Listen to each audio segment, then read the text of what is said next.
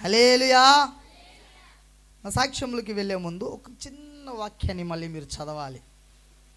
1 తిమోతికి రాసిన పత్రిక 1 తిమోతికి రాసిన పత్రిక 1వ అధ్యాయము 12, 13 ఒకసారి చదవాలి. 12 పూర్వము దూషకుడను హింసకుడను హానికరుడనైన నన్ను తన పరిచర్యకు నియమించి నమ్మకమైన వానిగా ఎంచినందుకు హల్లెలూయా హల్లెలూయా. పూర్వం ఎవరంట? హింసకుడు, దూషకుడు.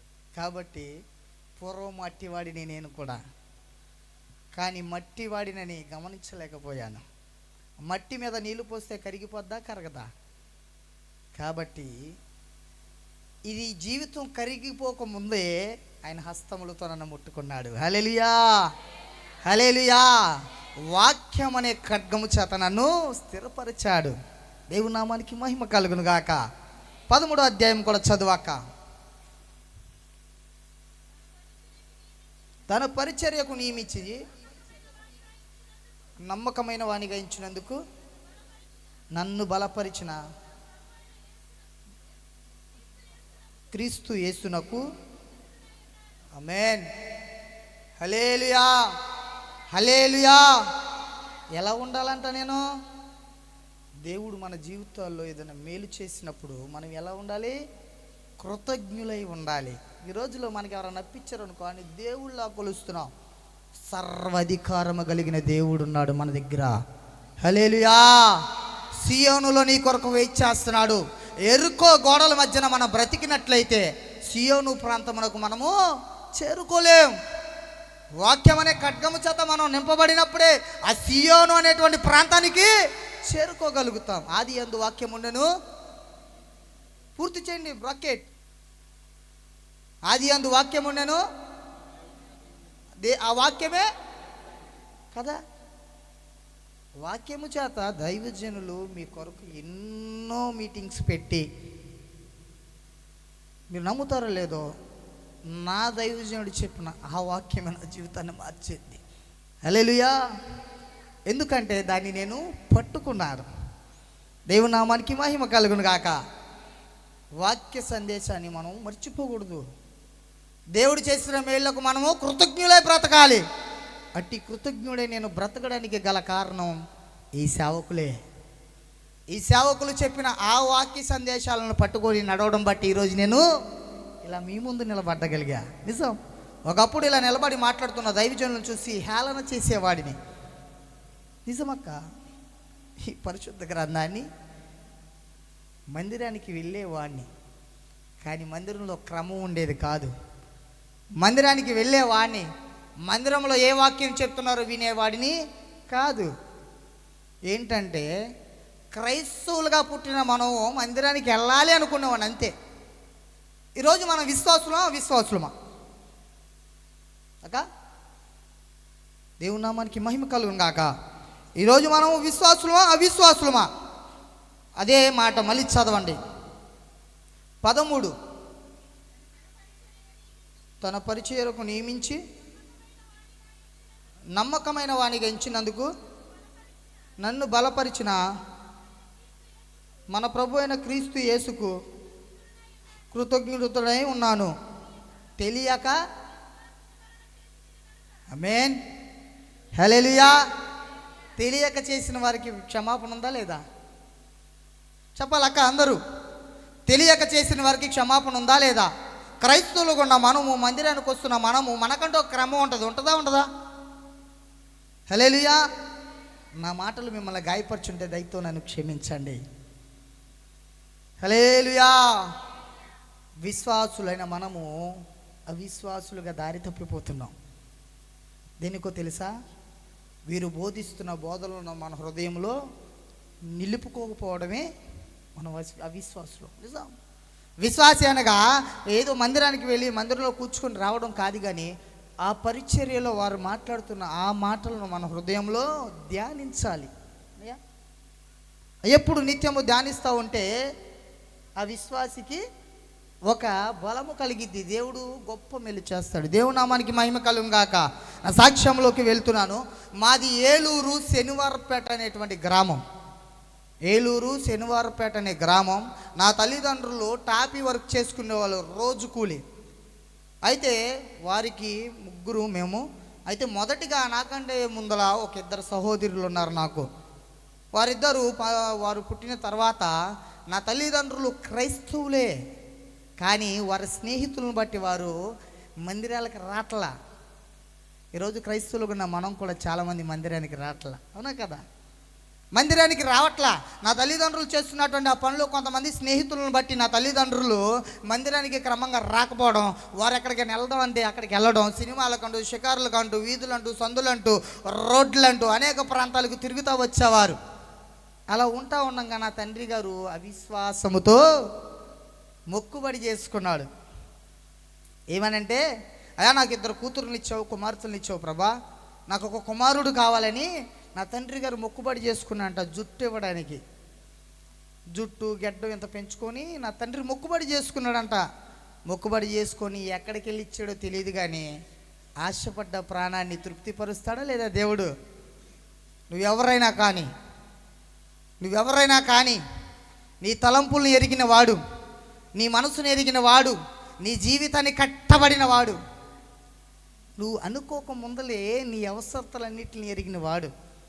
కాబట్టి వారు ఏదైతే ఆశపడ్డారో వారు ఆశపడ్డ విధానంగానే 1990లో నేను వారికి జన్మించాను. హల్లెలూయా, హల్లెలూయా.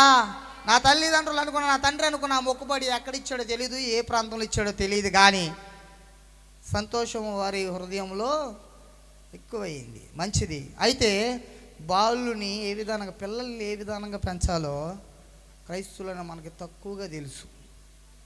నిజమా కదా? మనం వెళ్తున్నాం కానీ మన పిల్లలకి మనం సమాధానం చెప్పలేం. నిజం. వేరే వాళ్ళు మన వైపు ఏలు పెట్టి చూపించేంత వరకు తెచ్చుకుంటాం. హల్లెలూయా, హల్లెలూయా. విశ్వాసులమే. మన పిల్లలు ఏం చేస్తున్నారు? మందిరానికి వస్తున్నారు, ఇక్కడ అడి తిరుగుతున్నారు, ఇడి తిరుగుతున్నారు, అవి చూస్తున్నారు, ఏవి వినట్లా. అలాగే నేను ఉన్నా, చూడండి. అయితే వారికి నేను జన్మించాను 1990లో. జన్మించిన తర్వాత నా నాన్నగారు చాలా సంతోషపడతా మమ్మల్ని ఎలా పెంచాలో వాళ్ళకి తెలియక వారికి నచ్చిన ప్రాంతాలకి మమ్మల్ని తిప్పుతూ వచ్చారు. ఆ విధంగా ఈ విధంగా ఆ సందులు ఈ సందులు అంటూ వేరే ప్రాంతంలో ఈ వారం భోజనాలు పెడుతున్నారు, ఇక్కడ ఈ పెడుతున్నారు అంటే అక్కడ కూడా మమ్మల్ని తీసుకెళ్ళి సినిమా థియేటర్లకి తీసుకెళ్ళి వారికి నచ్చినట్టుగా మమ్మల్ని తిప్పుతూ ఉన్నారు. చూస్తున్నవాడు, మనం నమ్ముకున్నవాడు ఆయనకి వ్యతిరేకంగా చేస్తే ఆయన మౌనంగా ఉంటాడా? ఉండడు. దేవుని ప్రేమను మాత్రమే మనం చూస్తాం. ఆయన ఉగ్రతను చూడాలనుకో మన వల్ల కాదు, కానీ ఉగ్రతను చూపించేవాడు కాదు. హల్లెలూయా. ఉగ్రతను చూపించేవాడు కాదు. ఆ దేవుడు చూసి నా తల్లిదండ్రులు మారట్లా. నా తండ్రి విచ్చలుడి వ్యసనాపరుడు. భయంకరంగా టాపీ పనికి వెళ్ళి ఎప్పటికప్పుడు వచ్చిన డబ్బులతో ఖర్చులు పెట్టేసుకొని అయి చేసి నా తల్లిగారు చూస్తే నా తల్లిగారు వారి స్నేహితులను బట్టి వారి అలంకరణ మార్చేసుకుంది. నా తల్లి భయంకరమైనటువంటి ఒక విగ్రహాల బొమ్మలు పెట్టేసుకొని, భయంకరమైన బొట్టు పెట్టుకొని, ఎవరిని నేను కించపరచడానికైతే మాట్లాడట్లేదు, కానీ నా జీవితంలో, నా కుటుంబ జీవితంలో దేవుడు చేసిన మేళ్లను మీకు తెలియచేస్తున్నాను. ఆ విధానంగా భయంకరమైనటువంటి బొట్టు పెట్టుకొని నా తల్లిగారు ఎవరితో స్నేహం చేస్తుందంటే, కీర్తన గ్రంథం 91:1 ఏముంది? దుష్టుల ఆలోచన చప్పున నడువక. చూడండి, నా తల్లికి ఆ విషయం తెలియక, కీర్తన 1:1 సారీ అమ్మ. అయితే నా తల్లికి ఆ విధానం తెలియక నా తల్లి వారితో స్నేహం చేసింది, వారితో స్నేహం చేసి తిరుగుతుంది. కానీ ఆమెకి ఏం కలిగిద్ది? వారు వీరుగా మారతారు. క్రైస్తవులమైన మనము, విశ్వాసులమైన మనము ఎవరితో సహవాసం చేయాలో తెలుసుకోవాలి. నిజమే. అలా ఉండగా 6 సంవత్సరాల వయసు వచ్చింది నాకు. 6 సంవత్సరాల వయసులో నాకు ఒక గాయం ఏర్పడింది అక్క. ఈ రైట్ సైడ్ తొల్లో భయంకరమైనటువంటి ఒక గెడ్డ ఏర్పడింది. ఆ గెడ్డతో విపరీతంగా బాధలు పడుతూ ఉన్నాను, చిన్నవాడిని. అయితే ఈ మాటలు మీకు ఎలా తెలుసు అని మీరు అడిగే ముందు నేను ఒక మాట చెప్పాలి. నా జీవితంలో దేవుడు మేలు చేసి, అయ్యా నీవు నా సాక్షిగా బ్రతకాలి, నా కొరకే బ్రతకాలని దేవుడు నన్ను నియమించిన రోజున నేను నా తల్లి దగ్గరికి వెళ్ళి అడిగా. నాకు ఒక దర్శనం వచ్చింది. ఆ దర్శనం వచ్చిన రోజున నేను నా ఆత్మీయ తండ్రి దగ్గరికి వెళ్ళి, నాన్నగారు నాకు ఇలా దర్శనం వచ్చింది, నా పొజిషన్ ఏంటని అడిగితే, అయ్యా నిన్ను దేవుడు అనేక ప్రాంతాల్లో వాడుకోబోతున్నాడని. హల్లెలూయా. అనేక ప్రాంతాల్లో వాడుకోబోతున్నాడు, అనేక జనాల మధ్యన నిన్ను నిలబెట్టుకొని ఆయన నామానికి మహిమ తెచ్చుకోవాలనుకుంటున్నాడు. కాబట్టి నీకంటూ ఒక సాక్ష్యం ఉండాలి. నీ జీవితంలో ఏ మేలు జరిగినాయో, నీ జీవితంలో ఏ కార్యాలు జరిగినాయో నీకు తెలియాలి. కాబట్టి నీ బాల్యం ఏంటో నీ కుటుంబాన్ని కనుక్కుంటే, నా తల్లి దగ్గరికి వెళ్ళి నా తల్లిని అడిగాను, అమ్మా నా పరిస్థితి ఏంటి, నా స్థితి ఏంటి, నా స్థితిగతులు ఏంటి అని అడిగితే నా తల్లి చెప్పింది, బాల్యములో మరణించాల్సిన వాడివి నువ్వు, చిన్నతనంలో చనిపోవలసిన వాడివి, టీవీ అనేటువంటి ఒక రోగము చేత బాధపడ్డావు, అనేక ప్రాంతాలకి తిప్పావు, వ్యాధి ఎక్కడైతే ఉన్నాయో, ఏ వైద్య శిబిరాలు ఉన్నాయో అన్నిటికీ తిప్పావు, కానీ ఎవరు ఏ మాట చెప్పలేదు నాన్న. ఏలూరు పెద్ద హాస్పిటల్కి తీసుకెళ్ళి హాస్పిటల్లో స్కానింగ్ తీస్తే టీబీ అనేటువంటి రోగం చేత నీ కుమారుడు బాధపడుతున్నాడు, 100 మందిలో ఇది 99 మంది బ్రతికిన వారు లేరు అని చెప్పడంతో తల్లడిల్లిపోతున్నారు నా తల్లిదండ్రులు. అయ్యా నా కుమారుడి పరిస్థితి ఏంటి తెలీదు, వారికి ఎవరికి మొక్కాలకి తెలీదు. ఎలా ఉన్నారు నా తల్లిదండ్రులు? అవిశ్వాసులుగా ఉన్నారు. కానీ వారు చెప్పుకోవడానికి మేము క్రైస్తవులు అని మాత్రమే. అవిశ్వాసులు ఉండి ఎవరికి మొక్కాలో, ఎవరికి చెప్పాలో, ఎవరికి ప్రేరేపణ చేసుకోవాలో తెలియట్లా. వాళ్ళకే తెలియక అనేక ప్రాంతాలకి తిప్పుతున్నారు. గాయాన్ని పెట్టిన వాడను నేనే, ఆ గాయాన్ని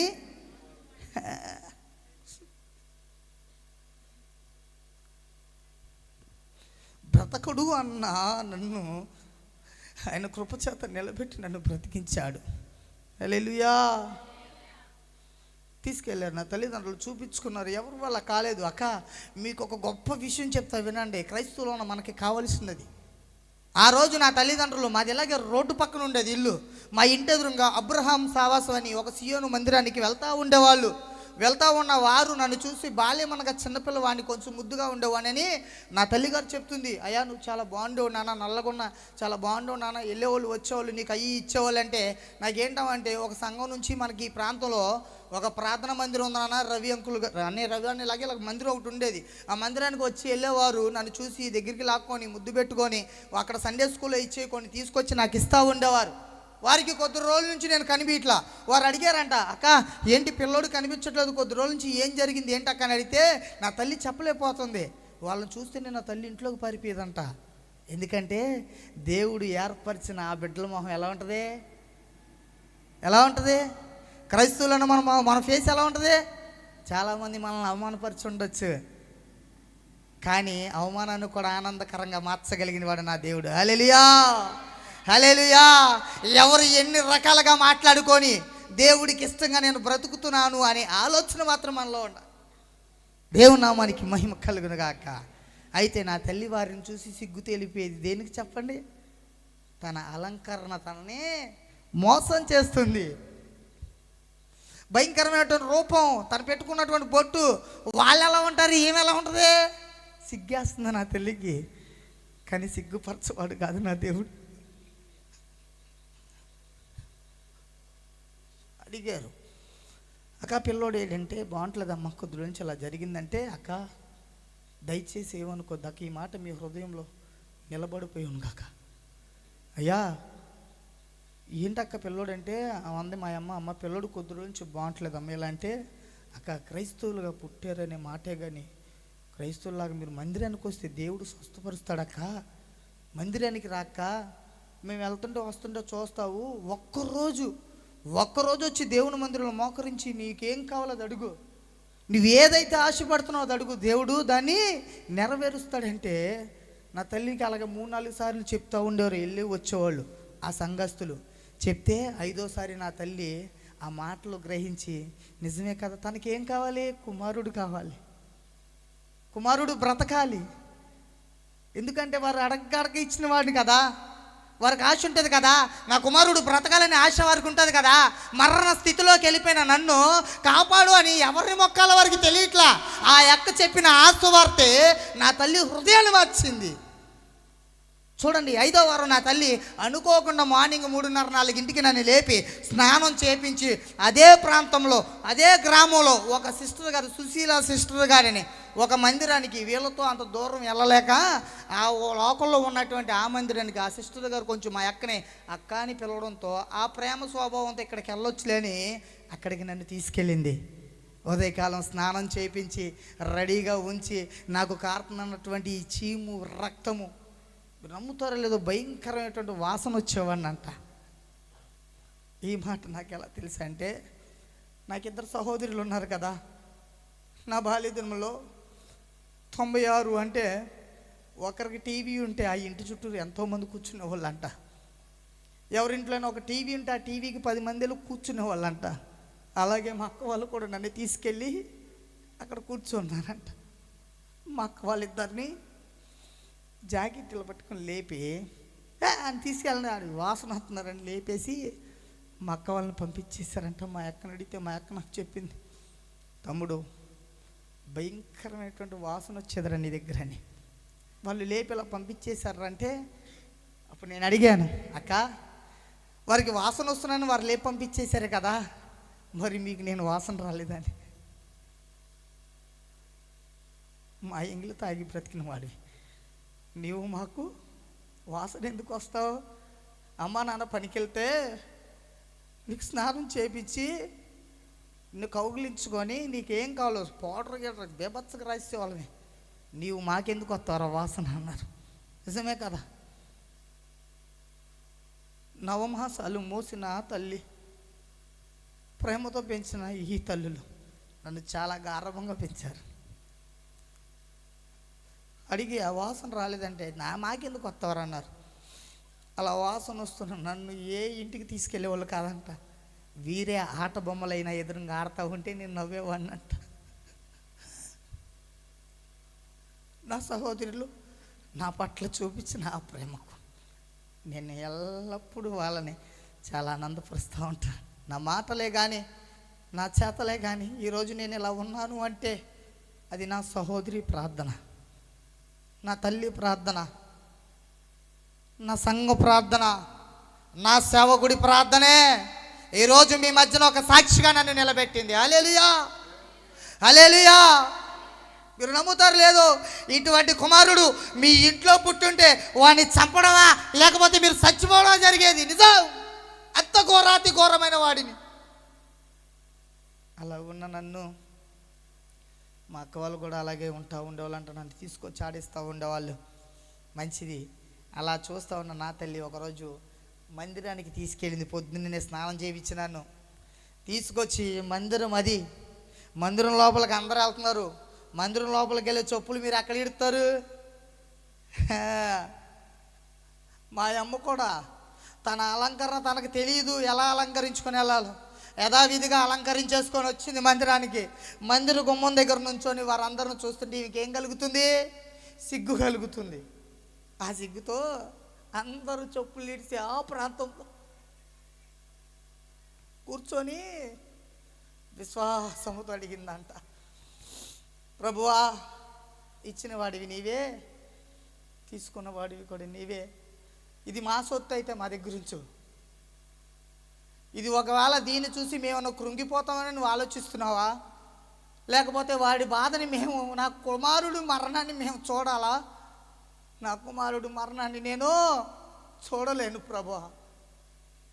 కాబట్టి ఆ ప్రేమను మేము ఆయన పైన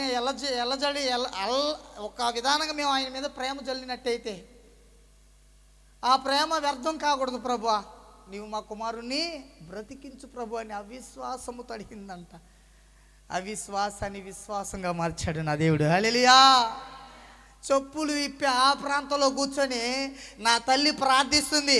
అలా 3 వారాలు వెళ్ళింది, 4 వారాలు వెళ్ళింది. మళ్ళీ తిరిగి 5వ వారం వెళ్ళేసరికి ఉదయకాలం నన్ను లేపి ఆ రోజు కూర్చోపెట్టి అక్కడ ఆ మాట అడిగి దేవుణ్ణి అడిగినప్పుడు ఒక పరిశుద్ధ ఆత్మ చేత ఒక తల్లిగారు నింపబడి నన్ను పరిశుద్ధాత్మకు అప్పగిస్తుందంట. ఏమనంటే, అయ్యా ఈ బిడ్డ ఏ ఆశతో వచ్చిందో, ఏ కోరికతో వచ్చిందో, ఏ బాధతో వచ్చిందో, ఏ దిగులుతో వచ్చిందో, తను ఏదైతే అడగడానికి వచ్చిందో తన ఆశని నువ్వు నెరవేర్చు ప్రభు అని ఒక తల్లి గారు పరిశుద్ధాత్మ నింపబడి ఆ తండ్రికి అప్పగిస్తుంది. హల్లెలూయా. తీసుకున్నాడు తన హస్తాలకి నన్ను. దేవుడికి మహిమ కలుగును గాక. తీసుకున్నాడు. మళ్ళీ నా తల్లిగారు 6వ వారం పొద్దునే ఉదయం లేచి నాకు స్నానం చేపిస్తాకొస్తే ఈ గాయము మాడిపోయింది. ఎంతటి ప్రేమ కలిగిన నా దేవుడు నన్ను బలపరిచి, బలహీనుడైన నన్ను నూతనమైన బలమును నాకు కనుగజేసి నన్ను సజీవ లెక్కలో నిలబెట్టాడు. అలా ఉన్న నన్ను నా తల్లిగారు ఒక నమ్ముతారో లేదో వినండి సోదరులారా, అక్కలారా, చెల్లిలారా, నా తల్లిగారు నన్ను తీసుకెళ్ళి మందిరంలో కూర్చోబెట్టి సండే స్కూల్ అని అదని ఇదని ఆ పరిచర్య ఈ పరిచర్య అని అన్ని పనుల్లో నన్ను సంఘానికి స్థిరపరిచేసింది. అదే విధానంగా మందిరానికి వెళ్ళేవాడిని, సాపలు వేసేవాడిని, అన్నీ చేసేవాడిని. నాకు ఆ గాయాన్ని ఎప్పుడైతే దేవుడు తీసేశాడో మందిరానికి క్రమంగా వెళ్ళడం, మందిరంలో ఏ పరిచర్య చేయాలి, ఎలా ఉండాలి, ఏం చేయాలి, మందిరం మొత్తం ఊడ్చి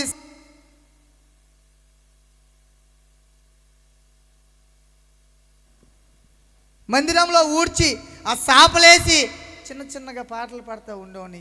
అంటే సండే స్కూల్ పాటలు. కానీ దేవుడు గొప్ప తలంపునిచ్చాడు. దేవుని నామానికి మహిమ కలుగును గాక. హల్లెలూయా. దేవుడు నాకు గొప్ప తలంపునిచ్చాడు. వాయిద్యాలు వాయించే తలంపు ఇచ్చాడు. ఆనాడు నా పితరుడైన దావీదు తంబుర సితార నాదములతో దేవుని ఎలా అయితే స్తుతించాడో ఆ వాయిద్యాలు వాయించే తలంపు దేవుడు నాకు ఇచ్చాడు. హల్లెలూయా. మందిరానికి వెళుతున్నాను, వాయిద్యాలు వాయిస్తున్నాను, మందిరంలో పరిచర్య చేస్తున్నాను. దైవజనుడు అయ్యా పిల్లడు ఎక్కడ ఉన్నాడని పిలుస్తూ వచ్చాను. నా తల్లిదండ్రులు నాకు పెట్టుకున్న పేరు చౌటిపల్లి ప్రకాష్ బాబు అని. అలా మందిరానికి వెళుతున్న నన్ను ఆ సండే స్కూల్ టీచర్ గారు నాకు పేరు పెట్టింది ప్రభు అని.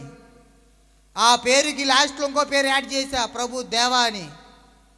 చూడండి, బాల్యం అనగా వినని స్వభావం. బాల్యం అనేవాడు వింటాడా? మీ పిల్లలు మీ మాట వింటున్నారా? ఒకవేళ 4 తగిలిస్తే అప్పుడు కూడా కొంచెం గిక్రత మాట్లాడతాడు. ఓల్డ్ కదా, మేము ఎదురెచ్చకుండా వినేవాళ్ళం కాదు, మొరటోళ్ళకి అలాగే కూర్చునే వాళ్ళమే. అలాగే ఉన్నా నన్ను నా తల్లిగారు చాలాసార్లు మందిరానికి అంటూ నన్ను పంపిస్తూ ఉంది. వాయిద్యాలు నేర్చుకున్నా. ఆ వాయిద్యాలు నేర్చుకునే నేను పరిశుద్ధ ఆలయంలోకి వచ్చి బలిపీఠం పక్కన దైవజనుడు పక్కన ఇలా కూర్చొని వాయిద్యాలు వాయిస్తున్నా పరిచర్య చేస్తున్నా. ప్రభుదేవాన్ని పెట్టేసుకొని ఈ మధ్యలో ఊర్లో జరుగుతూ ఉంటాయి ఇక చిన్న చిన్న వీధులంటే సందులంటే జరిగే కొన్ని ఉంటాయి. వాటిలోకి వెళ్ళి డ్యాన్సులు ఎత్త మొదలెట్టా. చూడండి, నన్ను బలవంతుని చేసింది ఎవరు? ఈ బలం ఎవరిది? ఈ బ్రతుకు ఎవరిది? ఈ జీవం ఎవరిది? అవును కదా. మరి నేను ఎవరి కొరకు పని చేయాలి? చూడండి, లోక వీధులు సందుల్లో జరిగే ప్రతి కార్యం వల్ల దూరత మొదలెట్టా. మందిరానికి వస్తున్నాను, మందిరంలో కూర్చుంటున్నాను, దైవజనుడు చెప్పే వాక్యాన్ని వినట్లా. మందిరానికి వస్తున్నాను, వాయిద్యాలు వాయిస్తున్నాను. నేను వాయిద్యాలు వాయిస్తేనే వాళ్ళు పాడతారనుకుంటున్నాను, కానీ నీవిచ్చిన ఈ తలంపు మందిరంలో వాడబడితే నేను ఆశీర్వదించబడతానని అనుకుంటలేదు. వస్తున్నాను, కూర్చున్నాను, వాయిద్యాలు వాయిస్తున్నాను. అలా వస్తుండగా యవనం వచ్చింది. యవనం వచ్చేసరికి జుట్టు హెయిర్ స్టైల్ మీద కొంచెం మోజు పెరిగిద్దిగా. అద్దం ఉంటే మనకి ఏమీ తెలీదు. ఆ అద్దంలో చూసుకుంటూ హెయిర్ స్టైల్ పెంచుకొని సేవకుని పక్కన కూర్చున్న వాయిద్యాలు వాయించడానికి. చూడండి, నా కను దృష్టిని అపవాది దొంగిలించింది. నేను ఎవరికి ఇచ్చే అవకాశం? దొంగిలించింది. జుట్టు ఎగరేస్తూ వాయిద్యాలు వాయిస్తూ సంఘంలోకి వచ్చిన సంఘ బిడ్డల్ని వెర్రి చూపుతో చూస్తున్నాను. ఆయనకి అలా ఉంటే ఇష్టమా? 4 తగిలించాలి కదా. కాబట్టి అలా ఉన్న నన్ను ఆ పాస్టర్ గారు, మా పాస్టరమ్మ గారు, మా అమ్మగారు మొదలెట్టారు. అయ్యా నువ్వు మందిరానికి వెళ్తావు, ఆ జుట్టు ఏంటి, జుట్టు తీసి, ఆ బట్టలు ఏంటి, ఆ బట్టలు తీసే, అయినా మందిరంలో వచ్చే పిల్లలంగా అట్లా చూసి నవ్వుతున్నావు ఏంటి అంటే నాకు తెలుసులే అని గిక్కరిచ్చా. అట్లా గిక్కరిచ్చిన నన్ను 2023 దాకా ఒక ఎర్రి మనిషిని చేసేసింది. ఆ రోజే నేను అట్లా అణిగి నలిగి ఉంటే ఈరోజు నేను ఎలా ఉండేవాడిని? ఎక్కడో ఉండేవాడిని ఆయన కొరకు. కానీ అయినను పర్వాలా, ఆలస్యము అమృతముగా మార్చగలిగిన వాడు. హల్లెలూయా. అయితే నా జీవితానికి ఒక సాక్ష్యం ఉందన్న విషయం ఆయనకే తెలుసు. ఎందుకంటే నేను రూపింపక మునిపే నా జీవితాన్ని ఎరిగిన దేవుడు. అలా ఉన్న నన్ను చూస్తా అదే విధంగా నేను అదే క్రమం మాట వినట్లేదు, ఎవరి మాట వినట్లేదు. బళ్ళు వస్తే బళ్ళు వేసుకొని, సైకిల్ వస్తే సైకిల్ వేసుకొని, సండే స్కూల్కి వచ్చే పిల్లలు బళ్ళు వేసుకొని ఎలా పడితే అలా తిరుగుతూ వస్తా ఉన్నాను. ఆ సేవకుడు చెప్పే మాట వినట్లేదు, ఆ సేవకురాలు చెప్పే మాట వినట్లేదు, నా తల్లి చెప్పే మాటలు వినట్లేదు. యవ్వనం వచ్చేసరికి యవ్వనం అనేది ఏంటి? యవ్వన కాలమందు దేవుని కాడి మోయట నరునికి మేలు. కానీ నేను ఏం చేశాను తెలుసా? లోక సంబంధమైన వాటి కొరకు వెతుకుతున్నాను. ఈ లోక సంబంధమైనవి నన్ను బాగు చేస్తాయా, బలహీనుని చేస్తాయా? చూడండి, నేను ఇవన్నీ నన్ను బాగు చేస్తాయని వాటి కొరకు ప్రాకులాడుతున్నాను. మందిరానికి క్రమంగా వెళ్ళడం మానేశా, మందిరానికి వెళ్ళట్లేదు. నేను వెళ్తేనే అక్కడ వాయిద్యాలు వాయిస్తారని, వెళ్తేనే పాటలు పాడతారని గర్వం వచ్చేసింది నాలో. కానీ ఆయన కొరకు వాడబడిన ఆ పాత్ర చాలా విలువగా మార్చుతాడు దేవుడు. మందిరానికి మానేసా. దైవజనుడు చెప్పే వాక్యాన్ని నా హృదయంలో నింపుకుంటలా. ఎవను వచ్చిందని చెప్పేసి లోక సంబంధమైన ఆశలు పెరిగినాయి, శరీర కోరికలు పెరిగిపోయినాయి, ఎర్రి చూపు నాలోకి వచ్చేసింది. స్నేహితులతో కూర్చోవాలని ఇందాక చదివారు కదా, 1:1 అధ్యాయము. ఎవరి దగ్గర కూర్చోకూడదని? వారి దగ్గర కూర్చుంటూ మొదలెట్టా. వారి దగ్గర కూర్చుంటే నాకు ఏ అలవాట్లు వస్తాయి? భయంకరమైనటువంటి ఆలోచనలు, తలంపులు మొత్తం మారిపోయినాయి. చెడు తలంపులతో నడుస్తూ వచ్చా. అలా చూస్తున్న ఆ దైవజనుడు, ఆ దైవజనురాలు మా అమ్మని పిలిచి, అమ్మ మీ పిల్లవాడు చేసేది అది కరెక్ట్ కాదు. ఆయన కూర్చుంటుంది ఒక బలిపీఠం పక్కన. తన చూపు సరి చేసుకోవాలి, తన ప్రవర్తన సరి చేసుకోవాలి, తన హెయిర్ స్టైల్ సరి చేసుకోవాలి, తన హృదయాన్ని సరి చేసుకోవాలి, తన మొత్తం శరీరంలో ఉన్నటువంటి ప్రతి అవయవాన్ని దేవుని కొరకు వాడబడాలి. కాబట్టి జాగ్రత్తగా తన స్థితిని సరి చేసుకోమని ఆ తల్లిదండ్రులు చెప్తుంటే ఆ తల్లిగారు నా దగ్గరికి వచ్చింది. మా అమ్మ నేను ఎలా గెక్కరించగలను? అలా గెక్కరించగలనా? మా అమ్మని ఎలా పడితే అలా గెక్కరించా. కానీ పిచ్చి తల్లి. ఎందుకంటే ఇది నిజం. 9 మాసాలు మోసిన మీకు ప్రేమ ఉండొచ్చు, కానీ మీకంటే ఎక్కువగా నా మోసం మోసేవారు దైవజనులు. హల్లెలూయా, హల్లెలూయా.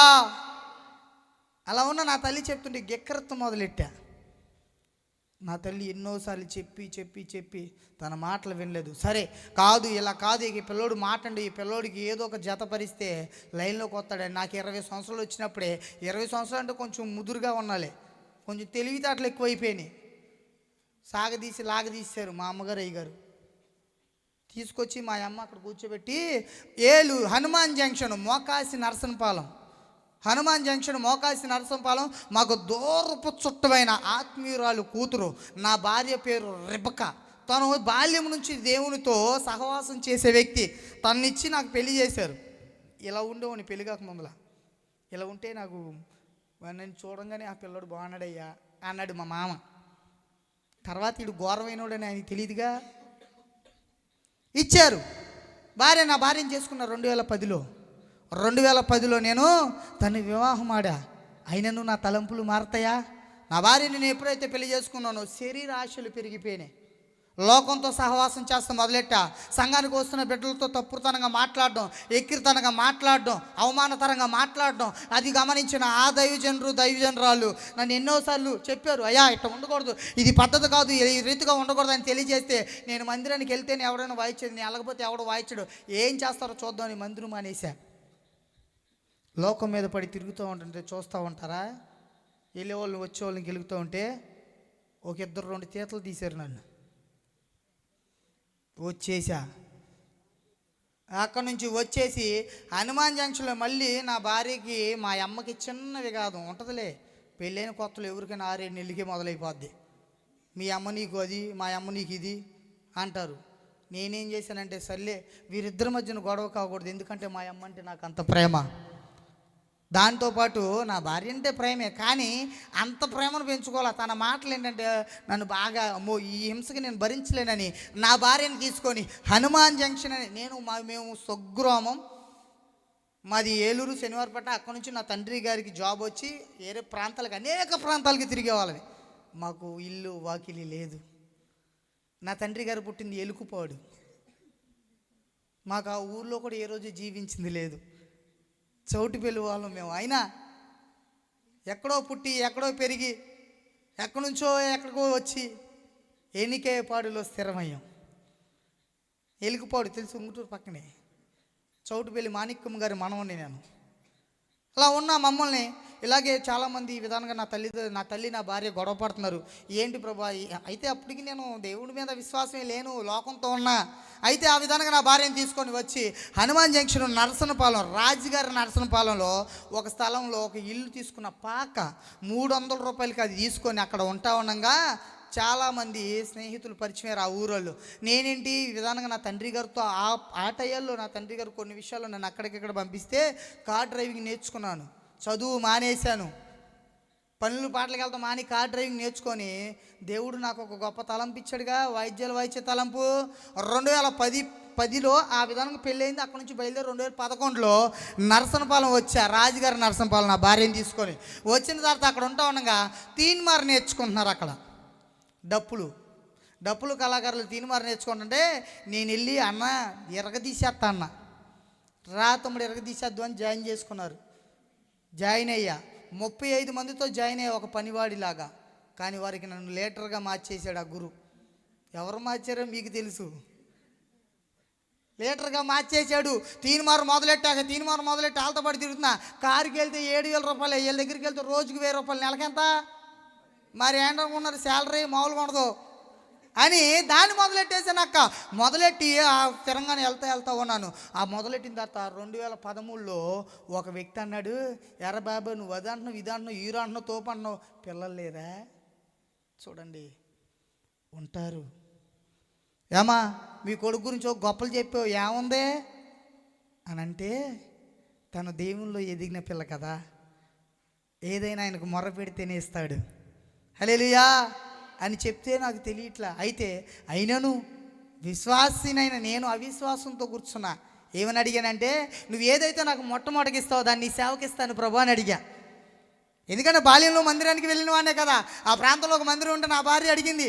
ఎందుకంటే నా భార్య కొత్తలో ఉన్నాను కదా. నా భార్య ఏంటంటే వెళ్ళి ఆ మందిరంలో కూర్చొని నువ్వు మొట్టమొదటికి ఏదైతే నాకు ఇస్తావో దాన్ని నీ సేవకే ఇస్తానని అవిశ్వాసము తడిగా.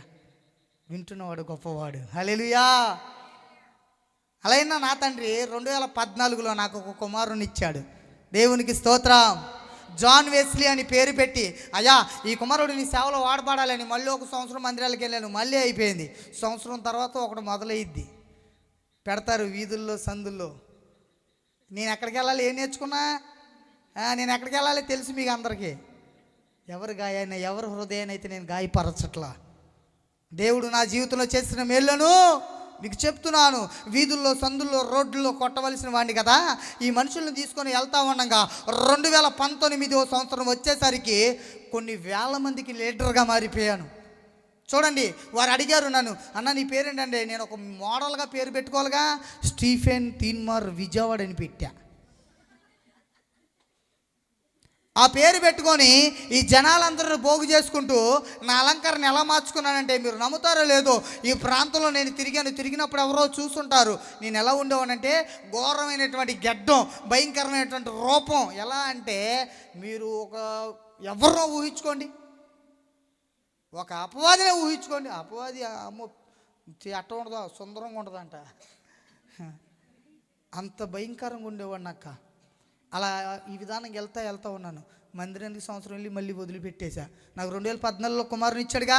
ఇక ఈ మందిరం పట్టి తిరుగుతూ ఉన్నా. 2019వ సంవత్సరం వచ్చేసరికి అప్పటి వరకు నా తల్లిదండ్రులు ఎంతో ప్రేమించేవాడిని. వాళ్ళకి ఏం కావాలంటే ఈ అంటూ తీసుకొచ్చేవాడిని. కానీ ఈ లోపల ధనాశ పెరిగిపోయింది. రోజుకి 10 మందిని పంపిస్తే 15,000 రూపాయలు ప్రోగ్రాం. 10 మందిని పంపించి ప్రోగ్రాంకి వాళ్ళకి 10,000 ఇచ్చావు. నాకు ఎంత మిగిలే? 5,000 మిగిలే. 10 టీములు పంపిస్తే 10 టీములకి 50,000. రోజుకొచ్చి 50,000 రూపాయలు నాకు నా జీతం. చూసారు నా జీతం ఎంతో? రోజుకి నా జీతం 50,000. 21 రోజు జరిగిద్ది ఆ క్రియలు. సందుల్లో వీధుల్లో జరిగాయి. 21 రోజు జరుగుతాయి. 21 రోజుకి నా జీతం ఎంత చెప్పలేనంత. కొన్ని వేలు లక్షలు వస్తున్నాయి. నాలో ఏం పెరిగిద్ది? గర్వము, అహంకారము పెరిగిపోయింది. డబ్బు ఆశ పెరిగిపోయింది. లోక సంబంధమైన ఆశలు పెరిగిపోయినాయి. శరీర కోరికలు పెరిగిపోయినాయి. విచ్చలవిడితనం పెరిగిపోయింది. అవి కొంటున్నా, ఈ తాకట్టు పెట్టుకున్నా. అలాగే 2019లో ఒక స్నేహితుడు అంటున్నాడు, నేను ఒక స్నేహితుడితో సావాసం బట్టి తిరుగుతున్నా. అన్న ఇన్ని రోజులు ఎంత చేసావు కానీ నువ్వు ఒక ఆయన పిలిచాడు, ఆయన దగ్గరికి నువ్వు ఎందుకెళ్ళంటే లోపల తాగుతున్నారు అన్న. లోపల తాగుతున్నాను అన్న, నీకు తెలియదన్నా, అలాంటి వాళ్ళతో కూర్చొని సరదాగా ఎంజాయ్ చేయాలన్నా అన్నాడు. ఏంట్రా ఎంజాయ్ అంటే, నీకు ఇంకా పేరు పెరగాలన్నా అలాంటి వాళ్ళతో కూర్చోవాలన్న ఒక స్థాయి ఉంటుంది. ఆ స్థాయి రావాలంటే నువ్వేం చేయాలి తెలుసా? ముందు తాగాలన్నాడు. నేను ముందు తాగితే ఆ పెద్దవాళ్ళు నన్ను దగ్గర కూర్చోబెట్టుకుంటారంట. వాళ్ళ దగ్గర కూర్చోవడం మనకు కావాలి. వాళ్ళ దగ్గర మనకేం కావాలి? పేరు ప్రతిష్ట కావాలని వ్యసనానికి అలవాటు పడ్డా. చూడండి స్టార్ట్. నా జీవితంలో మీరు నమ్ముతారో లేదో, రోజుకి 4 ఫుల్లులు తాగేవాడిని. రోజుకి 7 పెట్లు సిగరెట్లు కాల్చేవాడిని. ఇదే ప్రాంతంలో ఇదే ఖాళీ గ్రౌండ్లో కూర్చొని ఆ బ్రదర్కు ఫోన్ చేసి, బ్రదర్ 2 క్వార్టర్లు 3 క్వార్టర్లు 4 క్వార్టర్లు అంటే ఆ బ్రదర్ని తిప్పినట్టే ఉండేవాడిని. అక్కడ ఒక సిస్టర్ గారు కొట్టుంటుంది, చిన్నారి సిస్టర్ గారిని, ఆ కొట్టుకెళ్ళి ఆమెని ఇసుకిచ్చేవాడిని. మీరు నమ్ముతారో లేదో, ఆ గ్రౌండ్లో కూర్చొని కర్ర బిల్లాడే వాళ్ళ దగ్గర కూర్చొని 24 గంటలు తాగుతూనే ఉండేవాడిని. మత్తుకి గురైపోయా. ఆ మత్తుకి గురైపోయి ఈ మత్తులో నేనేం చేస్తున్నాను కూడా గుర్తులేదు. వ్యసనపరుని అయిపోయాను.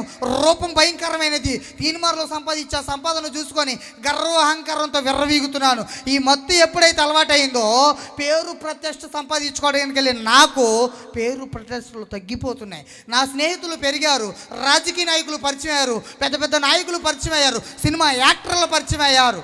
పెద్దవాళ్ళతో పరిచయం పెరిగేసరికి ఇంకో గర్వం పెరిగింది. నేను ఎక్కడ గొడవ పెట్టుకున్నా, ఎవరితో గొడవ పెట్టుకున్నా నన్ను ఇడిపించడానికి వేరే వాళ్ళు వస్తారని. ఈ గర్వంతో ఎవరిని ఏం చేస్తున్నానో తెలియట్లా. ఎవరిని పడితే వాళ్ళని కొట్టడం, ఎవరిని పడితే వాళ్ళని తిట్టడం, ఎవరి మీదకి పడితే ఆరి మీదకి వెళ్ళడం మొదలెట్టేశా.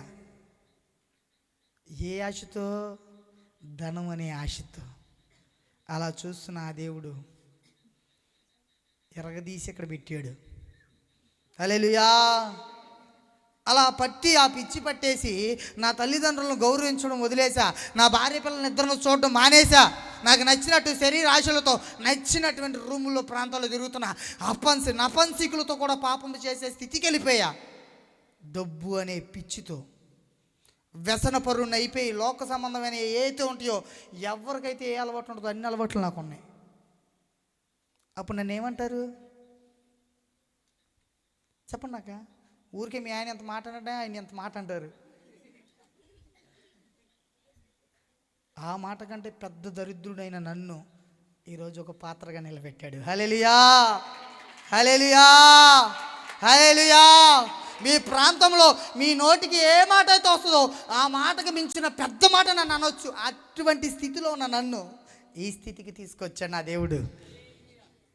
అలా బ్రతుకుతుంటే నా తల్లి చాలాసార్లు కాళ్ళు చేతులు పట్టుకొని దండం పెట్టింది. అయ్యా, నువ్వు ఇలా బ్రతుకున్నావంటే, నువ్వు ఇలా ఉన్నావంటే, నువ్వు ఈరోజు ఈ స్థితిలో ఉన్నావంటే ఆయన పెట్టిన ప్రాణభిక్షేనయ్యా అని.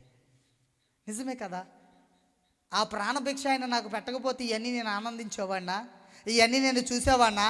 వీటితో సహవాసం చేసేవాడినా? వీరితో తిరిగేవాడినా? ఈ లోకం నాకు తెలుసా? మీరు నాకు తెలుసా? ఆయన పెట్టిన ప్రాణభిక్ష కదా ఇది. నా తల్లి చెప్తున్నా నా అదృష్టం. చూడండి, ఎవరో ఎదురొస్తున్నారని వెనక్కెళ్ళడం నాకు తెలియదు, కానీ అప్పుడు అలా ఉండేవాడిని.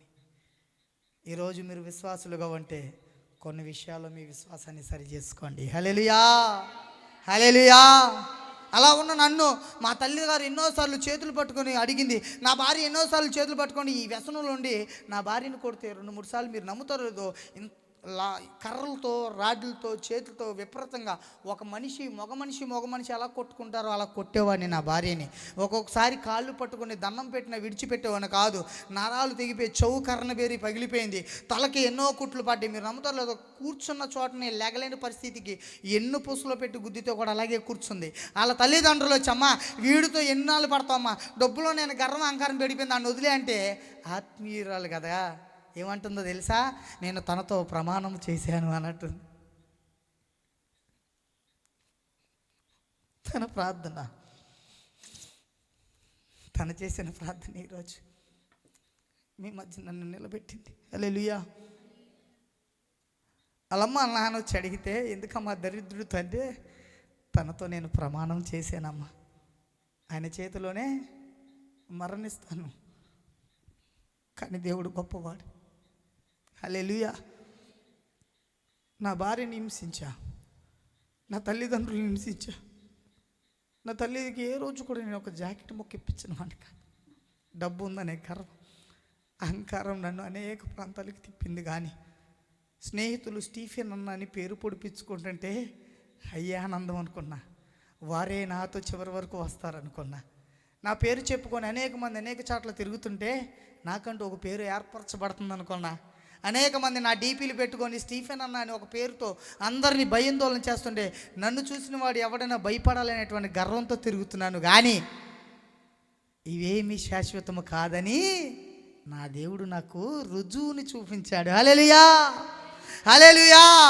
నీ అంతటా నువ్వు సంపాదించుకునే పేరు ప్రతిష్ట ఎప్పటికీ నిలబడదు. ఆయన ఇచ్చే ఘనత ఆశీర్వాదం శాశ్వతమైన. హల్లెలూయా.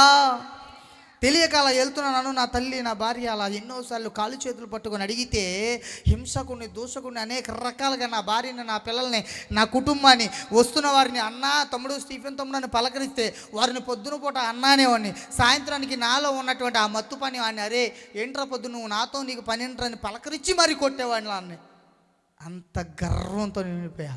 నాశనానికి ముందు అహంకారము, గర్వము, పడిపోయే ముందు అహంకారమా. చూడండి ఎన్ని నాలో ఏలుబడి చేస్తున్నాయి. అప్పుడు నాలో పెరిగిపోయింది. ఇంకా నా వెనమాల ఇంకెవరో వస్తారు, ఎవరో వస్తారు, నాకు నచ్చినట్టు తిరగొచ్చు అనుకున్నాను. కానీ అన్నీ చూస్తున్నవాడు, సర్వ అధికారము కలిగిన దేవుడు, నా జీవితాన్ని ఎరిగినటువంటి ఆ దేవుడు ఈ పాత్ర ఇంకా పాడైపోవడం నాకు ఇష్టం లేదు అని లాక్కొచ్చి ఇక్కడ పడేసాడు. హల్లెలూయా, హల్లెలూయా.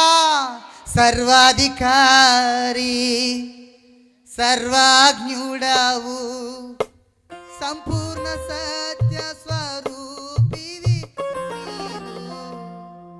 సర్వాధికారి. నా దేవుడు, నా సర్వం ఎరిగినటువంటి నా దేవుడు కొన్ని విషయాలు ఎక్కడ ఎలా ఉండాలో నేర్పిస్తూ వచ్చాడు. అది ఎప్పుడంటే నేను విశ్వాసముతో ఆయన దగ్గరికి వెళ్ళినప్పుడు. హల్లెలూయా. అలా ఉన్నా నాకు ఇంకొక నమ్ముతారు లేదు. అలా చూస్తూ ఉన్న ధనం మొత్తం తరిగిపోతుంది. అక్క స్నేహితులు మొత్తం దూరం అయిపోతున్నారు. నా వెంబట ఎప్పుడు 50 మంది ఉండేవాళ్ళు. ధనం తరిగిపోతుంది, వ్యసనం పెరిగిపోయిందిగా. ధనం ఎంత వస్తుందో ధనం ఎంత ఉంటుందో గుర్తులేదు. ఈ డబ్బు తరిగిపోయే కొద్దీ నా పేర్లు పొడిపించుకున్నారు. స్త్రీలలో ఉన్నారు, పురుషుల్లో ఉన్నారు నా పేరు పొడిపించుకున్నవారు. కానీ నా దగ్గర ధనం తగ్గిపోతుంది, నాలో బలహీనత వచ్చేస్తుంది. నా నుంచి వీరందరూ దూరం అయిపోతున్నారు. దూరం అయిపోయే కొద్దీ నాలో ఒక వీగో పెరిగిపోయింది. ఎవరినైనా కొట్టాలి, ఎవరినైనా ఏదో చేయాలి, ఎలా పడితే అలా తిరగాలని రాజకీయ నాయకులు పిలిచే స్థలాల్లోకి వెళ్ళి కూర్చొని టెంట్లు వేసుకొని వారు ఇచ్చే డబ్బును చూసుకుంటా బ్రతికాను. కానీ నా జీవితం భ్రష్టత్వం అవుతుందని, నా జీవితం నాశనం అవుతుందని గమనించుకోలేకపోయా. అది గమనించిన కొంతమంది నన్ను తీసుకెళ్ళి వారు ఎక్కడ వాడుకోవాలి అక్కడ నన్ను వాడుకొని నన్ను ఎక్కడో తీరంలో బ్రతుకుదామని బ్రతుకుతాకి వెళ్ళా. నా భార్యని తీసుకొని అన్నీ తరిగిపోతుంటే మాకంటూ ఏమి లేదని చెప్పా. గుర్తుందా? నా తల్లి మేము ఏ ఊళ్ళో ఎక్కడ ఉంటామో కూడా తెలియదు, పని చేసుకుంటూ. కానీ నా భార్య కొన్ని విషయాలు, అయ్యా నువ్వెంత సంపాదించినా పనివాడు జీతమునకు పాత్రుడు. నేను పని చేసింది అది 10 మందిని పంపిస్తూ వచ్చిన డబ్బు. అది ఎక్కడి నుంచి వచ్చింది? వారి దగ్గర నుంచి వచ్చింది. హల్లెలూయా. అన్యుల దగ్గర నుంచి నేను సంపాదించిన డబ్బు. కానీ అది నిలబడదని దేవుడు సెలవిస్తున్నాడు.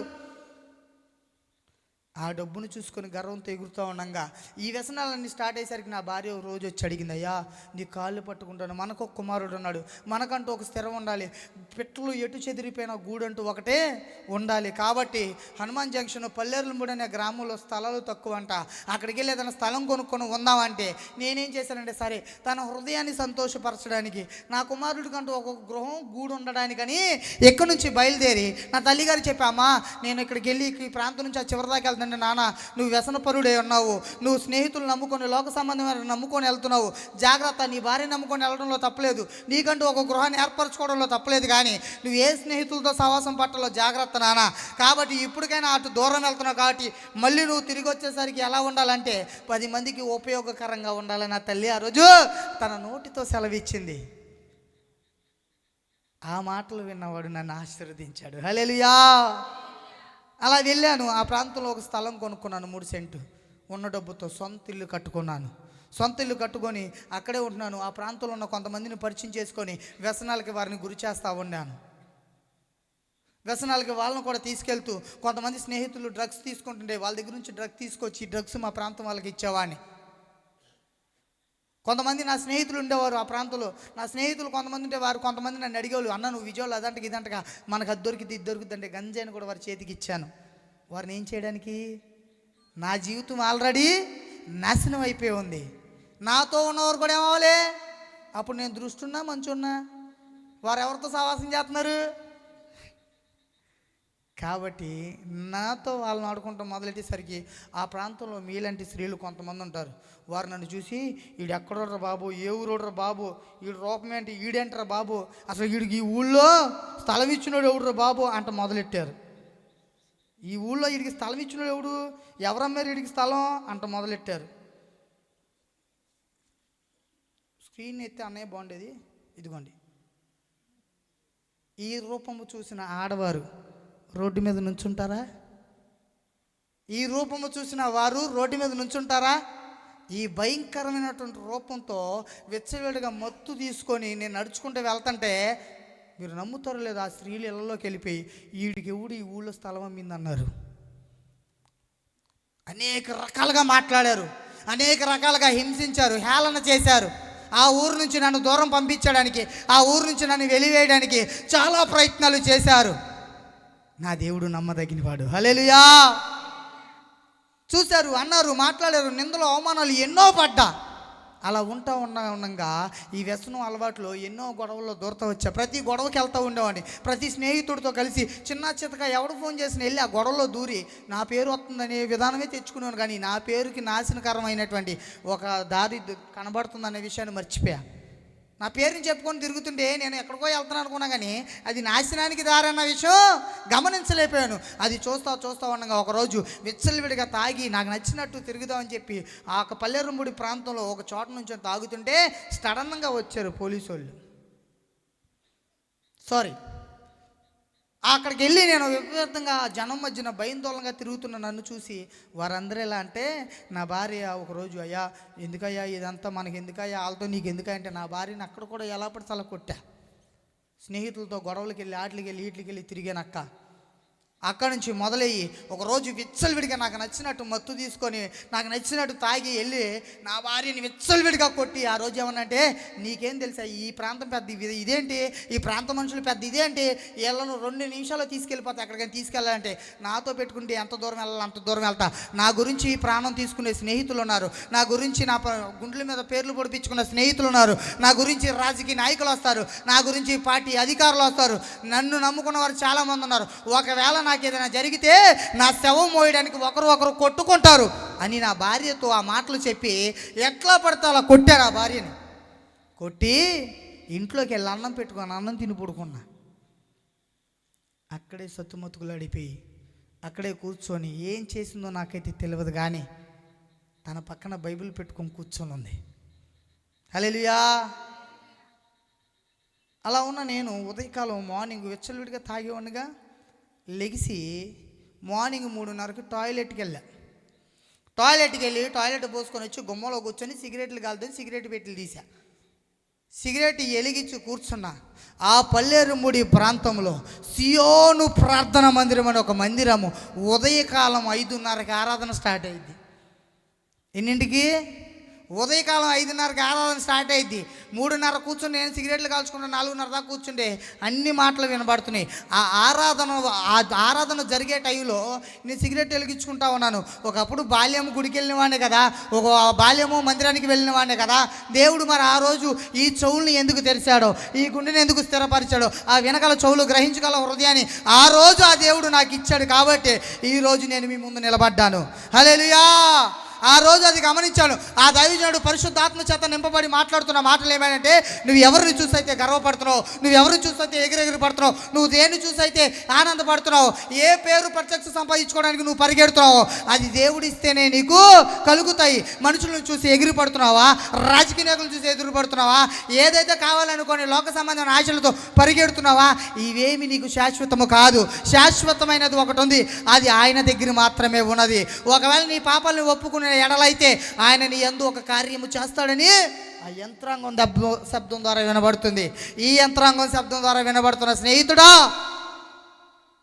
ఆ రోజు ఆ మాటలు విన్న నేను ఏమనుకుంటున్నా చెప్పండి. చూసారా, నేను అవిశ్వాసిని కదా, మా ఆవిడ ఎవరికో చెప్పింది, ఎవరు వెళ్ళి ఆయనకి చెప్పారు అని అనుకుంటున్నా. హల్లెలూయా, హల్లెలూయా. మా ఆవిడని రాత్రి విచ్చలుడు కొట్టాను, నేను పడుకున్నాను తిని. ఇది వెళ్ళి ఏ ఇంట్లోనో ఏ చెవులోనో కక్కింది, ఆ చెవులో వెళ్ళి ఈయనకి చెప్పుంటారు, ఈయన ఇప్పుడు మాట్లాడుతున్నా నా గురించి అనుకుంటున్నాను. కానీ అక్కడ నిలబడింది ఆయన కాదు, వారు కాదు. ఆ యంత్రాంగం శబ్దం ద్వారా వినబడుతున్న ఆ మాటలు ఆ దైవజనుడి మాటలు కాదు, పరిశుద్ధ ఆత్మ చేత నింపబడిన పరిశుద్ధ ఆత్ముని దేవుడి మాటలు. హల్లెలూయా. అది గమనించడానికి నాకు వారం రోజుల్లో వెచ్చలివిడిగా తాగడం మొదలెట్టి ఈ మాటలు నా కాడ నుంచి మా ఆవిడ లెవెల్కి చెప్పేసింది, బాబు నా జీవితం అయిపోయింది అనుకుంటున్నా. ఎందుకంటే మనోళ్ళు మామూలు కాదక్క, బియ్యం లేవి అంటే అక్కువ ఆయన పద్ధతి మనం డబ్బులు తెస్తాడు, బియ్యం లేవి అంటుంది. నమ్మల మనోళ్ళు చుట్టు పొట్టి మాటలాగా అలాగా ఎవరైనా నా గురించి తప్పుగా మాట్లాడుకుంటారేమో, ఇది ఎవరికి చెప్పిందో అనుకుంటున్నాను. కానీ అది పరిశుద్ధాత్మ చేత మాట్లాడుతున్న మాటలని గ్రహించలేక మళ్ళీ గురైపోయా. తిరుగుతున్నా. కొన్ని విషయాలు ఏం జరిగిందంటే, కొన్ని స్నేహితులు పిలవడం ద్వారా వారి దగ్గరికి వెళ్ళాను. నా దగ్గర ఏం పోయింది? ధనమంతా తరిగిపోయింది, బలహీనుడినయ్యాను, ఒకరిని అడుక్కునే పొజిషన్కి వచ్చాను అని. వారు ఇది ఇప్పిస్తే తాగుదామని అట్టి స్థితికి వచ్చేసి వైన్ షాపుల కాడ నుంచొని మొదలెట్టా. నమ్ముతారో లేదక్క, ఎవ్వరు కొనలేనివన్నీ కొనేసా నేను. నిజం. ఈ స్థితిలో ఉన్నవాడు ఆ స్థితికి ఎలా వెళ్ళాడు అనుకున్నారు అందరూ. నేను కొన్న బండి 3,70,000 రూపాయల బండి. ఎవరితో పాటు కొన్నాను తెలుసా? కేసినేని నాని గారి మనవడితో పాటు కొన్నా నేను. ఆడే అది కొంటే నేను కొనడంలో పెద్ద విచిత్రమైన గర్వంతో కొన్నా. అవన్నీ పోయినాయి. జీబు కొన్నా, నా భార్యకి బంగారం కొన్నా, నేను బంగారం కొనుక్కున్నా, కొన్ని వేల బళ్ళు తాకట్లు పెట్టుకున్నా. మా ప్రాంతంలో కొంతమంది తాగుమూతలు వచ్చి మా ఆవిడ మంగళసూత్రం పెట్టుకొని పెట్టేసుకున్నా. ఆ గర్వము నన్ను ఆ విధంగా తీసుకొచ్చింది. హల్లెలూయా, హల్లెలూయా. కాబట్టి అలా ఉంటా నేను అది ఆలోచించుకుంటా కూర్చున్నాను. ఒకరోజు సడన్గా నాకు ఎవరు ఇప్పించలే. శనివారం పూట ఇంటికి వెళ్ళిపోయి కూర్చుంటే మా ఆవిడ మీలాగే పుల్లబెట్టింది. తాగొత్తు ఒక ఏడుపు, తాకపోతే ఈరోజు తాగలేదా అంట మొదలెట్టింది. యావులు నా పరిస్థితి బాగాలేదు, ఎవడు నాకు ఇప్పిలేదు అన్న. ఉన్నప్పుడు ఎగిరేవుగా అంది. దేవునికి స్తోత్రం. నిజమేనక్క. ఆ మాట అన్నప్పుడు నేను అనుకున్నాను, దీనికి ఏ జబ్బు పట్టిన మళ్ళీ నన్ను తీసుకెళ్తుందని చెప్పి ఊళ్ళోకి వెళ్ళి ఎప్పటి తాడన్నాడు, గెట్ అవుట్ అన్నాడు. తీసుకుంటే ఇస్తాడా ఎవడో, నా రూపం ఎట్ట ఉంది, వీడికి అప్పిత్తిడు ఎత్తాడో లేదు, వీడు అసలు ఏ ఊరు నుంచి వచ్చి ఇక్కడ ఉన్నాడు అనుకుంటున్నాడు ఆయన. ఏమన్నాడు, సర్లే అని వెళ్ళి అక్కడ కూర్చొని ఉంటే ఆ రోజు నేను నిన్న మాటలున్నాయి కదా, నా భార్యని మళ్ళీ పిలిచి అడిగాను, నువ్వు ఎవరికి చెప్పావు అని. ఒట్టయ్యా, ఒట్లు వేయకూడదు కానీ నా భార్య అయితే అందా మాట. ఏ రోజు మేమిద్దరం ఒట్లు వేసుకోవాలి. నిజం. తనతో పాటు తను ఏది చెప్తే అది వినేవాడిని. అయ్యా మందిరంలో ఎలా ఉండాలి అలా ఉండాలంటే వినేవాడిని. కానీ లోక సంబంధమైన ఆశలు పెరిగేసరిగా ఎంట మానేసా. అయితే ఒట్లు వేసుకునే వాళ్ళం కాదు, కానీ ఆ రోజు ఒట్టేస్తుంది, నీ కుమారుడి మీద ఒట్టు నేను ఎవరికి చెప్పలేదని. నిజం. ఏ రోజు ఒట్టేయని నా భార్య ఈరోజు సడన్గా నా కుమారుడి మీద ఒట్టేసిందంటే తను చెప్పలా. ఆ నమ్మకం ఒకటే ఉంది నా భార్య మీద, చెప్పలేదని. దాన్ని గమనించుకుంటా అవును రేపక ఆ మందిరంలో పొద్దున్నే ఎన్నింటికి తెస్తారంటే, అయ్యా పొద్దున్నే 4:30-3 అయ్యగారు వస్తారు, 5:30 సుమారులో ఆరాధన జరిగిద్ది అయ్యా, 8 మందిరం అయిపోద్దానంటే, అవునా ఒకప్పుడు మనం వెళ్ళిన వాళ్ళమేగా, సరే ఆ మందిరానికి వెళ్ళానా, నువ్వు వస్తే నేను వస్తా అంది. నాకేం తిరిగిపోయింది, దోలు తిరిగిపోయింది. ఎందుకంటే ఈ మొక్కలో నేను ఆనందం చూడాలంతే. ఇన్నాళ్ళు హింసించాక చిన్న ఆనందం. దేంతో? అవిశ్వాసంతో. హల్లెలూయా. అవిశ్వాసంతోనే నా వారికి తెలితే తను ఏం పడిద్దని వెళ్తున్నా, ఆనందపడిద్దని వెళ్తున్నా. కానీ ఆ విశ్వాసాన్ని విశ్వాసంగా మార్చాడు నా దేవుడు. హల్లెలూయా, హల్లెలూయా. అలా వెళ్ళిన నేను ఆ మందిరానికి వెళ్ళి మందిరంలో నుంచొని మందిరానికి వెళ్ళి మందిరంలో కూర్చొని టైం చూసుకునేవాడిని. ఈయన ఎప్పుడు ఆఫ్ చేస్తాడే, ఎప్పుడు వైన్ షాప్ తెస్తారని. ఫ్లాట్లో నా ఫ్రెండ్స్ ఏం చేస్తున్నారు, నా ఫ్రెండ్స్ ఏముందు తెచ్చుకున్నారు, ఎవడెవడు కూర్చున్నాడు, ఏ కూర తెచ్చాడు అనుకునేవాడిని. వాక్యం అనే ఖడ్గాన్ని నా హృదయంలో నింపుకోకపోవడమే నేను చేసిన పొరపాటు. ఈరోజు నువ్వు అలాగే ఉంటే, నువ్వు అదే విధానంగా వచ్చి మందిరంలో కూర్చొని వాక్యం చదువు అక్క అంటే టైం చూసుకుంటే తీస్తాడు ఒక తీత. జాగ్రత్త, మందిరానికి వెళ్ళడం మొదలెట్టండి. ఈ మాటలు నా మాటలు కాదు. హల్లెలూయా. అలా వెళ్ళి వచ్చేస్తా ఉన్నాను. మా ఆవిడతో అన్నాను, అమ్మ ఇప్పుడే మాసం తెచ్చేస్తానని చెప్పేసి వెళ్ళా. సాయంత్రానికి వచ్చా. అట్టకి కూర్చున్నారు నా భార్య, నా కుమారుడు. గమనించండి. అలా వెళ్ళి అలా 3-4 వారాలు వెళ్ళా. 5వ వారం అయ్యగారి చేతికి దొరికా. దేనికంటే నన్ను చూస్తున్న వారు దైవజనులు, సంఘానికి వచ్చే మీరైనా కొత్త వారు ఎవరైనా వస్తే, అక్క ఏ ఊరు, ఏ ప్రాంతం, ఇలా ఏంటి రావడానికి గల కారణం అని అడిగి వారిని సేవకులకు అప్పచెప్పాలి. అక్కడ ఒక సిస్టర్ గారు నన్ను అడిగింది, ఏ ఊరయ్యా, ఏ ప్రాంతమయ్యా, ఎక్కడంటే అని చెప్పా. అయ్యగారిని పిలిచి, అయ్యా పలానా పిల్లోడి పేరు స్టీఫెన్ అంటే ఇటు వచ్చి ఇక్కడ ఉంటున్నారంటే, ఆ దైవజనుడు నా సిరి పైన చెయ్యి పెట్టి నా కుటుంబం కొరకు, నా కొరకు ప్రార్థిస్తే ఆయనకి కనబడుతుంది. ఏమనంటే ఆయన ఇచ్చినటువంటి తలంపులు ఉన్నాయి. తండ్రి గారి దగ్గర చాలా అంటే చాలా ఇస్తాడు దేవుడు. ఆ ఒక్క తలంపులను బట్టి ఆయన నాకు తెలియజేస్తున్నాడు, అయ్యా దేవుని ప్రవచనం ద్వారా తెలియజేస్తున్నాను, నువ్వు ఒక మరణాన్ని వెంటేసుకొని తిరుగుతున్నావు అని. హల్లెలూయా. ఒక మరణాన్ని వెంటేసుకొని తిరుగుతున్నావు. నిన్ను ఎవరో చంపడానికి ట్రై చేస్తున్నారు. మరణం అనే ఒక చీకటి నీ వెంటే వస్తుంది. కాబట్టి జాగ్రత్త కలిగి ఉండంటే, వీళ్ళకి ఎంతో కాంతి ఇవ్వాలి, లేకపోతే మందిరానికి రావాలి, లేకపోతే దాకా నన్ను వదలరు అనుకుంటున్నాను.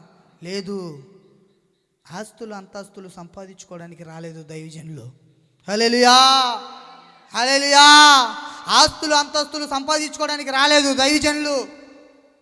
కొన్ని ఆత్మలను దేవునికి అప్పగించడానికి వచ్చారు. హల్లెలూయా. వాళ్ళు పొందుకున్న ఆ స్నేహితుణ్ణి మనకి పరిచయం చేయడానికి వచ్చారు. హల్లెలూయా. ఆ రోజు ఆయన చెప్తుంటే ఆ మాటలను ఎక్కిరితనంగా తీసుకున్నాను. వెళ్ళాను. నిజమే, మరణాపాయాలకి 3 సార్లుగా తీసుకెళ్ళారు నా మిత్రులు. తాగుడని వ్యసనం ఉంది కానీ వాళ్ళు రా నీకేం కావాలో ఇప్పిస్తా అంట మొదలెట్టారు. వ్యసనం నన్ను ఎక్కడికైనా తీసుకెళ్ళిద్ది. వెళ్ళిపోయా. గురి చూస్తున్నారు. ఒకప్పుడు నీ దగ్గర డబ్బు ఉందని గర్వంతో ఎగిరి పడ్డావు గారా, ఒకప్పుడు నీ దగ్గర ఇయ్యనని చెప్పి చిన్న చిత్తకం లేకుండా కొట్టావు గారని కూర్చోపెట్టి 4-5 సార్లుగా నన్ను హింసావాదన చేశారు. నా పేరు పొడిపించుకున్న వారే నన్ను ఎగిరి గుండెల మీద తన్నితే ఎవరికి చెప్పుకోవాలి చెప్పండి? నా పేరు పొడిపించుకున్నారు, నా పేరు చెప్పుకున్నారు, నా డీపీలు పెట్టుకున్నారు. వారే నన్ను తీసుకెళ్ళి ఆ వ్యసనాన్ని కూర్చోపెట్టి ఎగిరి గుండెల మీద తన్నితే నేను ఎవరికి చెప్పుకోవాలి? ఈ బాధ నేను ఎవరికి చెప్పుకోవాలి? ఈ మరణాపాయాలు నాకు ఎదురుగా కనబడుతుంటే వారిలో ఒక మిత్రులు కొంతమందికి నేను వారికి చేసినటువంటి సహాయాన్ని బట్టి వారు కొంతమంది నన్ను అక్కడి నుంచి తప్పించి పంపించారు. అక్కడి నుంచి వచ్చి నా భార్యకి చెప్పయ్యా, దైవజనుడు ప్రార్థించగా నీకు తెలియచేసి నీ జ్ఞాపకం చేసుకోయ్యా, మరణము పోంచి ఉందని చెప్పాడు, జాగ్రత్త అయ్యని నా భార్య చాలాసార్లు చెప్పింది. వినలా అనుకోకుండా మందిరానికి వెళ్తున్నా. అదే క్రమంగా మందిరానికి వెళ్తున్నా, ప్రార్థన వింటున్నా, పాటలు పాడుతున్నా, వచ్చేస్తున్నా. మళ్ళీ నాకు లోక స్నేహితులు అంటూ పరిగెడుతున్నా. ఇలా పరిగెడుతూ వస్తూ ఉన్న నేను అనుకోని క్షణాల్లో గన్నవరం పోలీస్ స్టేషన్ నుంచి క్రైమ్ బ్రాంచ్ వచ్చింది. పల్లేర్లంబుడి వచ్చారు. పల్లేర్లంబుడి వచ్చి స్టీఫెనా అన్నారు. ఎస్ అన్న. బండి ఎక్కించుకున్నారు, తీసుకొచ్చారు. గన్నవరం క్రైమ్ రూమ్లో పెట్టి ఊత కొట్టుడు కొట్టేశారు. 71 మంది ఉన్నారు. ఆలలో నువ్వు కూడా అక్కడ అన్నాడు. పార్టీ ఆఫీసు గొడవలో పార్టీ ఆఫీసుని తగలబెట్టారని, పార్టీ ఆఫీసుల మీద ఎగిరారని తీసుకొచ్చి క్రైమ్ రూమ్లో కూర్చోపెట్టి తాట తీసేశారు. కానీ నేను ఎవరిని అడిగానో తెలుసా? అయ్యా ఏంటి నిన్ను నమ్ముకున్నప్పుడే నాకు ఈ శ్రమలో అపవాది నా పక్కన కూర్చొని అంటదే, వెళ్తున్నావుగా మందిరానికి, ఇప్పుడు ఏం జరిగింది అంటుంది. చీకటి నాతో మాట్లాడుతుంది అంటుంది. నా హృదయం నన్నే మోసగిచ్చేస్తుంది. మందిరానికి వెళ్తాం మొదలెట్టారు మీరు, చూడండి మీ గతి ఏంటో అంటుంది. నుంచొని ఆ రోజు రాత్రి నన్ను విచ్చలవిడిగా కొట్టేసినాయి. పొద్దునే నన్ను లేపి తీసుకొచ్చి ఆ ఒక హాస్పిటల్కి తీసుకెళ్ళి అన్ని అవయవాలు చెక్ చేయించి అందరూ, అక్క మీరు నమ్ముతారు 71 మంది వివరంగా చెప్పాలంటే గన్నవరం టీడీపీ ఆఫీసు గొడవలో వంశీ గారితో పాటు కలిసి 71 మంది, అందరూ 70 మంది లోపల ఉన్నారు జైల్లో. తెలుసా? విన్నారా? 70 మంది లోపలే ఉన్నారు. ఆ 70 ఒక్కడోని నేనే, కానీ పేరు ముందర ఉంది. చివరికి దొరికితే తీసుకెళ్ళి కూర్చోబెట్టి అన్ని అవయవాలు చెక్ చేసి కోర్టుకు తీసుకొచ్చారు. కోర్టుగాడ నుంచొని ఎవరు ఏం చేస్తారు నాకు పరిస్థితి నాకేం అర్థం అట్లా తీసుకొచ్చి అవయవాలన్నీ చెక్ చేయించారు. తీసుకొచ్చి అక్కడ నుంచోబెట్టి నన్ను కొన్ని విధాలుగా క్వశ్చన్ చేస్తున్నారు. అన్ని క్వశ్చన్లకు ఆన్సర్ చెప్తున్నాను. నా భార్యకు ఫోన్ చేశారు, నా తల్లిదండ్రులకు ఫోన్ చేశారు, నాకు కావాల్సిన వస్త్రాలు తీసుకొచ్చారు, బ్రష్లు అంటూ పేస్ట్లు అంటూ అన్నీ తీసుకొచ్చారు. మీరు నమ్ముతారో లేదో, నేను ఎప్పుడు ఉదయకాలం నా భార్యని మందిరానికి వెళ్దాం పా అన్నాను చూడు, ఆ రోజు మళ్ళీ నేను ఒక మాట మొరపెట్టా దేవుడికి. నా వ్యసనాలు పోవాలన్నా, నా అలవాట్లు పోవాలన్నా, నాకు ఒక కుమార్తెనిస్తే ఇవన్నీ వదిలేస్తా అన్న. నిజం, అవిశ్వాసముతోనే. హల్లెలూయా. ఒకవేళ కుమారునిస్తే మానగా చూడండి, అన్నీ తెలుసు ఆయనకి. దేవునికి మహిమ కలుగును గాక. హల్లెలూయా. అయితే ఆ విధానంగా మాట్లాడి నేను ఇక్కడికి తీసుకొచ్చేసరికి నా భార్య 10వ నెల, అంటే సంవత్సరంన్నర నుంచి మందిరానికి స్లోగా వెళ్తున్నా. ఎప్పుడో నామకార్థ క్రైస్తవుని. ఆ రోజు నా భార్య 10వ నెల ప్రెగ్నెంట్. 15 రోజులకి ఇంకా డేట్ ఇచ్చేశారు. తీసుకొచ్చి నన్ను ఇక్కడ కూర్చోబెట్టేశారు. వచ్చారు, నా భార్య వచ్చింది, నా కుమారుడు వచ్చాడు, నా తల్లి నా తండ్రులు వచ్చారు, అక్కడ కూర్చున్నారు. లోపలికి తీసుకెళ్లారు, తీసుకొచ్చారు, చాలా విధాలుగా మాట్లాడుతున్నారు. బయట చూస్తున్నాను, నా భార్య ఇంకా గర్భిణి. ఇంకొక 10 రోజులు 15 రోజులు కంటది. అక్కడ నుంచుని ఉంటే వెళ్ళి అమ్మా దయతో నన్ను క్షమించవా అని అడిగా. ఏమందంటే, క్షమించడానికి నేను ఎంతటిదాన్ని, నీ వ్యసనాలే కదా నేను ఇక్కడ దా తీసుకొచ్చినాయి. నువ్వు ఎవరినైతే నమ్ముకున్నావో, నువ్వు ఏదైతే చూసి ఎగిరిపడ్డావో అయ్యే కదా నేను ఇక్కడ దా తీసుకొచ్చినాయి అయ్యా. ఇప్పుడు నన్ను క్షమించంటే, ఏ రోజు కడుపు నిండా అన్నం పెట్టలా, ఏ రోజు మంచి తీసుకొచ్చి పెట్టిన వాడివి కాదు, తాగి వచ్చి కొట్టడమే తప్ప ఏ రోజైనా నాతో ప్రేమగా మాట్లాడేవని నా భార్య అడిగితే ఏం సమాధానం చెప్పాలో తెలియక క్షమించని అడుగుతున్నా. క్షమించేదాన్ని నేను కాదయ్యా. ఒక మాట చెప్తా విను. నువ్వు ఇన్ని రోజుల నుంచి మందిరానికి వస్తున్నావు కదా, సేవకుడు నీకు ఎన్నోసార్లు నీ గురించి తెలియచేశాడు కదా, ఆ సేవకుడికి ఫోన్ చేయి, ఆయనతో మాట్లాడంటే. నేను ఫోన్ చేశాన్నా, నా పరిస్థితి ఇదన్నా, నన్ను ఇలా తీసుకొచ్చారన్నా, ఇలా కూర్చోబెట్టారన్నా, నా శరీరాన్ని కుళ్ళపొడి చేశారు, నాకేం అర్థం కావట్లేదు, నా పరిస్థితి ఏంటన్నానంటే, అయ్యా సర్వం ఎరిగిన వాడు, సర్వాధికారి, సర్వం ఎరిగిన ఆ దేవుడు, ఆనాడు మన పితరులకి ప్రమాణం చేసిన ఆ దేవుడు, నీవు మొర్రపెట్టగా నీ ప్రార్థన ఆలకించే ఆ దేవుడు. ఒకసారి మొర్రపెట్టు. నువ్వు ఏ వ్యసనాల ద్వారా అయితే పరిగెత్తావో, ఎవరిని చూసుకుని అయితే పరిగెత్తావో, దేని కొరకైతే ప్రాకులాడావో, దేవునికి ఇష్టం లేని ఏ పనులు చేస్తా బ్రతికావో వాటిని విడిచిపెడతానని దేవుని అడుగు. ఆనాడు మన పితరులకు చేసిన ఆ ప్రమాణాన్ని బట్టి ఆనాడు మన పితరులను విడిపించాడు చెరసాల నుంచి. నిన్ను విడిపించగలిగిన వాడు ఆయనే అని ఆ తండ్రి గారు చెప్తే, అయ్యా తెలియక చేశాను, నా భార్యను నా తల్లిదండ్రుల్ని అనేక రకాలుగా హింసావాదన చేశా, ఇప్పుడు ఈ పరిస్థితిలో ఉన్నాను, నా జీవితాన్ని మార్చవా, నన్ను ఎక్కడి నుంచి విడిపించవా అయ్యా అని అడిగా. కానీ ఈ ప్రార్థన ఆలకించిన ఆ దేవుడు నా జీవితంలో గొప్ప కార్యం చేశాడు. హల్లెలూయా.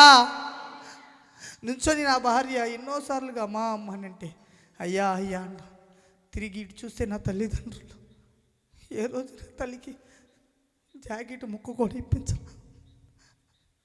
ఎందుకంటే నవమాసము పోసి కందే కదా నా తల్లి. ఎప్పుడు ఎక్కడికి తీసుకురాలేదు, కానీ చివరి దశలో నా తల్లిదండ్రులను కూడా ఆ సరసాల దగ్గరికి తీసుకురావాల్సి వచ్చింది. నా వ్యసనాలే కదా నా తల్లిదండ్రులు అక్కడికి తీసుకొచ్చినాయి. నా తల్లి అంటది, నాన్న భయపడొద్దు, నువ్వు మాకు ఏమి ఇచ్చినా ఇవ్వకపోయినా నీ కొరకు మేము పోరాడతామని వెళ్ళి నలుగురు చేతులు పట్టుకొని అడిగితే వారు అన్నారంట, వాడు ఎవరిని ఏమంటాడో, ఎవరిని ఏ విధంగా మాట్లాడుతాడు, అలాంటి సన్నాసికి మేము సంతకం పెట్టాలి. విలువను కోల్పోయా, ప్రేమను కోల్పోయా.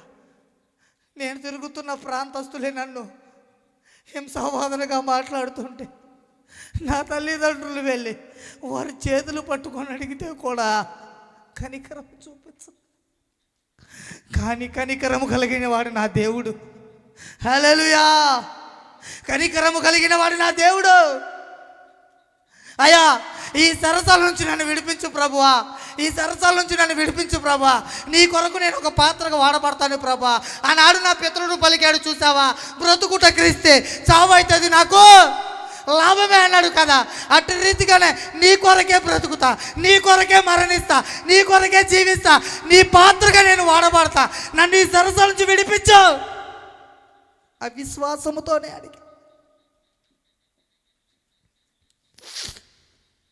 అడిగితే 2 గంటలు అక్కడే జైలు కోర్టు దగ్గర నిలబెట్టారక్క. మొదటిగా 4 క్వశ్చన్లు వేశారు, సమాధానం చెప్పా, మళ్ళీ పిలిచారు, సమాధానం చెప్పా, మళ్ళీ పిలిచారు, సమాధానం చెప్పా. 4వసారి మళ్ళీ సేవకునితో ఫోన్ చేపి సేవకుడికి ఫోన్ చేసి, అయ్యా నా కొరకు ప్రార్థించండి. ప్రార్థన చేస్తున్నాడు. ఏంటంటే విశ్వాసము చేతనే నువ్వు రక్షించబడతావు, విశ్వాసము చేతనే నువ్వు విడిపించబడతావు. ఆనాడు మన పితరులకు ప్రమాణం చేసిన ఆ దేవుడు నిన్ను కూడా అక్కడి నుంచి విడిపిస్తాడు నాన్న. కాబట్టి ఇప్పుడు దాకా నువ్వు ఎలా ఉన్నావు నాకు తెలియదు, కానీ విశ్వాసము చేత నువ్వు ప్రార్థన చేయంటే ప్రార్థన చేశా. అటు రీతిగానే 2 గంటల తర్వాత రిజెక్ట్ ఫర్ యూ అన్నారు జడ్జి గారు. హల్లెలూయా! ఈ కేసుకి నీకు సంబంధం లేదు, గెట్ అవుట్ అన్నారు. అంతే, గట్టిగా చప్పట్లు కొడుతూ, దేవా నీవు చేసిన కార్యములకు నేను ఏమీ చెల్లించగలనయ్యా. నిజమే, నా భార్య చూస్తే గర్భవతి, నా భార్యను చూస్తూ ఏడుపు వస్తుంది. నా తల్లిదండ్రులు ఏ రోజు బయటకు వచ్చి రోడ్డు మీద నిలబడ్డవారు కాదు, కానీ ఈరోజు నడి రోడ్లో నిలబెట్టా. కేవలం నా వ్యసనాలే నన్ను, నా తల్లిదండ్రుల్ని, నా కుటుంబాన్ని రోడ్డుకి లాక్కొచ్చాయి. ఈరోజు నువ్వు అదే వ్యసనంతో ఉంటే విడిచిపెట్టు. అలా ఉన్న నన్ను బయటకు వచ్చి చూస్తే ఎవరు కనబడుతున్నారు నాకు? నేను ఎవరిని నమ్ముకున్నాను? స్నేహితులని, రాజకీయ నాయకులని, పార్టీ అధికారులని, పెద్ద పెద్ద వారిని నమ్ముకున్నాను. కానీ బయటకు వచ్చాక నాకు కనబడేవారు ఎవరో తెలుసా? కష్టమైన, నష్టమైన, దుఃఖమైన, ఆరోగ్యమైన, అనారోగ్యమైన జీవితకాలం అంతయు నీకు నేను తోడుంటానని ప్రమాణం చేసిన నా భార్య. హల్లెలూయా! నిజమే కదా. తన ప్రమాణానికి ఒక అర్థం ఉందని, తను చేసిన ప్రమాణం ప్రకారమే తను బతుకుతుందని, తను చేసిన ప్రమాణం ప్రకారం ఈరోజు నేను ఇలా వచ్చానని ఆ రోజు అనుకున్నా. తర్వాత మళ్ళీ తిరిగి చూస్తే నాకు ఎవరు కనబడుతున్నారో తెలుసా? నువ్వు ఎంత ఘోర పాపివైనా, నువ్వు ఎలాంటోడివైనా, ఏ వ్యసనపరుడివైనా, కడుపు చూసి కడుపు నిండా అన్నం పెట్టి గుండెలకు అత్తుకుని ఆ తల్లి. కానీ ఏ రోజు మా అమ్మకి ఒక జాకెట్ ముక్క టిప్పిలా మా అమ్మ అక్కడ నుంచోని రిజెక్ట్ అనగానే గుండెలకు అద్దుకొని, అయ్యా దేవుడు నీకు ఒక ప్రాణభిక్ష పెట్టాడు, ఇప్పటికైనా ఆయన వైపు తిరుగు, ఆయన గొప్పవాడు, ఆయన గొప్ప కార్యాలు చేస్తాడు. అయ్యా ఆ రోజు నీ గురించి ఈ అలంకరణ విడిచిపెట్టానయ్యా. ఆ మందిరంలో దేవుడు నీ పట్ల కార్యం చేస్తే ఉదయకాలం నా అలంకరణ తీసేసి పక్కకు పడేసి నా కుటుంబం మొత్తం నీ మందిరంలో సాగిలు పడతామంటే ఇలా నడిపించాడు. కానీ ఈరోజు నువ్వు ఇలా ఉన్నావు. ఇప్పటికైనా దేవుడు నిన్ను తట్టాడు, ఇప్పటికైనా దేవుడు నీకు ఒక అవకాశాన్ని ఇచ్చాడు. ఆయన కొరకే నువ్వు పనిచేయి. నీ గుండెలకు అత్తుకోండి నా తల్లి. కానీ ఏ రోజు నా తల్లిని ప్రేమగా చూడలేదు. డబ్బు అనే వ్యసన పరులతో తిరుగుతూ అనేక రకమైన వ్యసనాలకు అలవాటు పడుతూ నా తల్లిదండ్రులను దూషించాను, నా భార్యను దూషించాను, నా ప్రాంతస్తులను దూషించాను. కానీ ఎవరి దగ్గర నేను ఏ గొప్పనే సంపాదించుకోలేకపోయాను. చూడండి, అలా ఉన్న నన్ను తీసుకొని నా భార్య వచ్చింది. చూసా, నా స్నేహితులు లేరు, నా రాజకీయ నాయకులు లేరు, నేను ఎవరైనా ముందు పోతాల గురించి ఎన్నో చేసి ఎవరున్నారు ఎవరు లేరు. అక్కడి నుంచి బయలుదేరి ఇంటికి వచ్చి నా దైవజనుడి దగ్గరికి వెళ్ళి, అయ్యా మరి నేను ఇలా బ్రతకాలనుకుంటున్నా, ఇలా ఉండాలనుకుంటున్నా, ఏంటి నా పొజిషన్ అంటే, అయ్యా నీవు ఒకప్పుడు ఇలా తిరిగిన వాడివి, ఈ విధంగా తిరిగిన వాడివి, దూషణతో వేలనతో అందరు మనుషుల మధ్యన తిరిగి అన్ని అలవాటు చేసుకున్నవాడి, ఒక్కసారిగా మారాలంటే అది కరెక్ట్ కాదు. నేను నీకు 4 మాటలు చెప్పి ఏదో తీసుకొచ్చి బాప్తిస్మం అనేది ఇచ్చి నేను పంపించడానికి అది కరెక్ట్ కాదు. ఎందుకంటే నీ తలంపులు బాగా చెడ్డవై ఉన్నాయి. మామూలుగా అయితే చెడ్డవే, నా ఎలా ఉన్నాయి ఇంకా పాడైపోయి ఉన్నాయి. కాబట్టి త్వరగా నీ హృదయం స్థిరం కాదు. కాబట్టి దేవుణ్ణి అడగడంలో తప్పులేదు, నీ పట్ల దేవుడు కార్యం చేశాడు. కాబట్టి కొద్ది రోజులు మందిరంలో గడుపు, మందిరంలో కూర్చో, దేవుణ్ణి అడుగయ్యా నా తలంపులు మార్చు, నా హృదయాన్ని మార్చు, నా స్థితిగతులను మార్చు, నేను నడిచే నా త్రోవని సరళం చేయి ప్రభువా, నీ మహిమార్థమే నేను బ్రతుకున్నట్లు ఉండాలని దేవుణ్ణి అడిగితే దేవుడు మాకు తెలియజేసేదాన్ని బట్టి నేను నీకు తెలియచేస్తానని ఆ సేవకుడు చెప్పాడు. ఆ తండ్రి గారు చెప్పిన తర్వాత నిజమేనని వెళ్ళి కూర్చున్నా. ఆయనైతే ఉలుక్కు పడ్డాడు, బాప్తిస్మం ఎవరా నాకంటే. అంత ఘోరమైన వాడికి బాప్తిస్మం వేసరికి ఆయన ఉలుక్కు పడ్డాడంటే ఈ ఘోరమైన ఈ మనిషిని మార్చిన దేవుడు. హల్లెలూయా, చాలా గొప్పవాడు. దేనికి పనికిరాని ఈ పాత్రని ఈరోజు అనేక ప్రాంతాలకి పంపిస్తున్నాడు నా దేవుడు. హల్లెలూయా. అలా ఉన్న నన్ను కూర్చొని ప్రార్థన చేస్తూ ఉన్నాను. అక్క ఇన్ని మాటలు చెప్పాను కదా, ఇన్ని మాటలు చెప్పాలంటే కనీసం నేను రక్షణ తీసుకొని ఎన్ని సంవత్సరాలు అవ్వాలి? ఉజ్జాయింపుకు ఒక మాట చెప్పండి. చూసారు, మీ మనసులో మాట చెప్పనా? ఎవలోకులు చెప్తారులే మనకెందుకు అనుకుంటున్నారు. అక్క 10. కాబట్టి నేను రక్షణ తీసుకొని 9 నెలలు సంవత్సరం. హల్లెలూయా. ఎంత మాట్లాడగలిగినటువంటి శక్తి సామర్థ్యాన్ని నాకు ఆయన మాత్రమే ఇచ్చాడు. హల్లెలూయా, హల్లెలూయా. ఇలా నిలబడి చెప్పగలిగినటువంటి స్తోమత ఆయన మాత్రమే నాకు ఇచ్చాడు. ఎందుకంటే విశ్వాసము చేత నిలబడ్డా. దేనికి చెప్పండి? నా మాట కానీ, నా నడక కానీ, నా ప్రవర్తన కానీ నీకు మహిమార్థమే నేను బ్రతకాలి ప్రభువా అని ఆయన కాళ్ళు పట్టుకుంటే ఈరోజు నన్ను ఇలా నిలబెట్టి మాట్లాడిస్తున్నాడు. దేవుని నామానికి మహిమ కలుగునుగా అక్క. హల్లెలూయా. అలా ఉన్న నేను తండ్రి గారికి ఏప్రిల్ 20వ తారీఖు, అయ్యా సమయం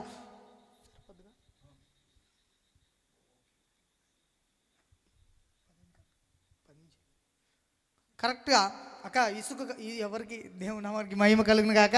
చిన్నవాడు నడిపిస్తాడు నా దేవుడు. అందరూ గట్టిగా చప్పట్లు కొడుతూ, నాకు శక్తినిచ్చాడు దేవుడు, మీకు శక్తినిచ్చాడు, నన్ను బలపరిచిన దేవుడు మిమ్మల్ని బలపరుస్తాడు. నిజమక్క. ఎందుకంటే చేతులు ముడుచుకుంటే చీకటి మన దగ్గరకు వచ్చి కూర్చుంటుంది, ఎందుకు కొట్టొద్దని. కానీ దేవుని స్తుతిస్తే మనకు చాలా శక్తినిస్తాడు దేవుడు. నిజం. ఒకప్పుడు మీరు నమ్ముతారు లేదో, మందిరానికి వెళ్ళేవాడిని కూర్చున్నాను ఇట్ట అనుకునేవాడిని. ఇట్ట అనుకోవటం వల్ల ఏమైంది తెలుసా? ఈ చంకలెట్టగా బిగ తీసిపోయినాయి. దేవునామానికి మహిమ కాక.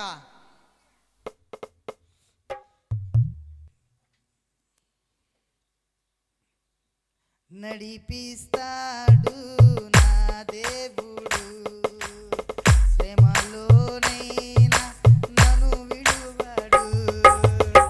నడిపిస్తాడు నా దేవుడు, శ్రమలోనైనా నన్ను విడువడు. అడుగులు తెరవబడిన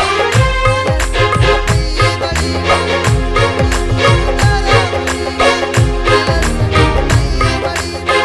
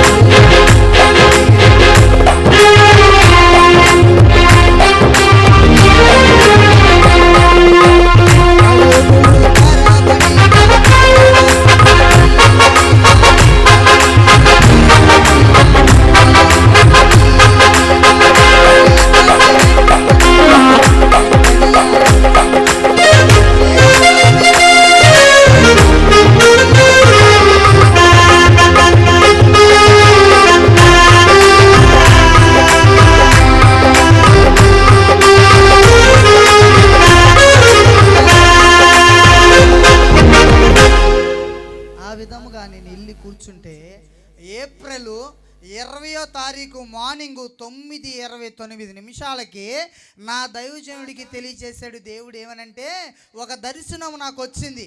28 రోజులు మందిరంలో కూర్చున్నా. ఎన్ని రోజులు? నీ హృదయం స్థిరపడాలన్నా, నీ ఆలోచనలు పోవాలన్నా నువ్వు 2 రోజులు కూర్చుంటే పోతాయా?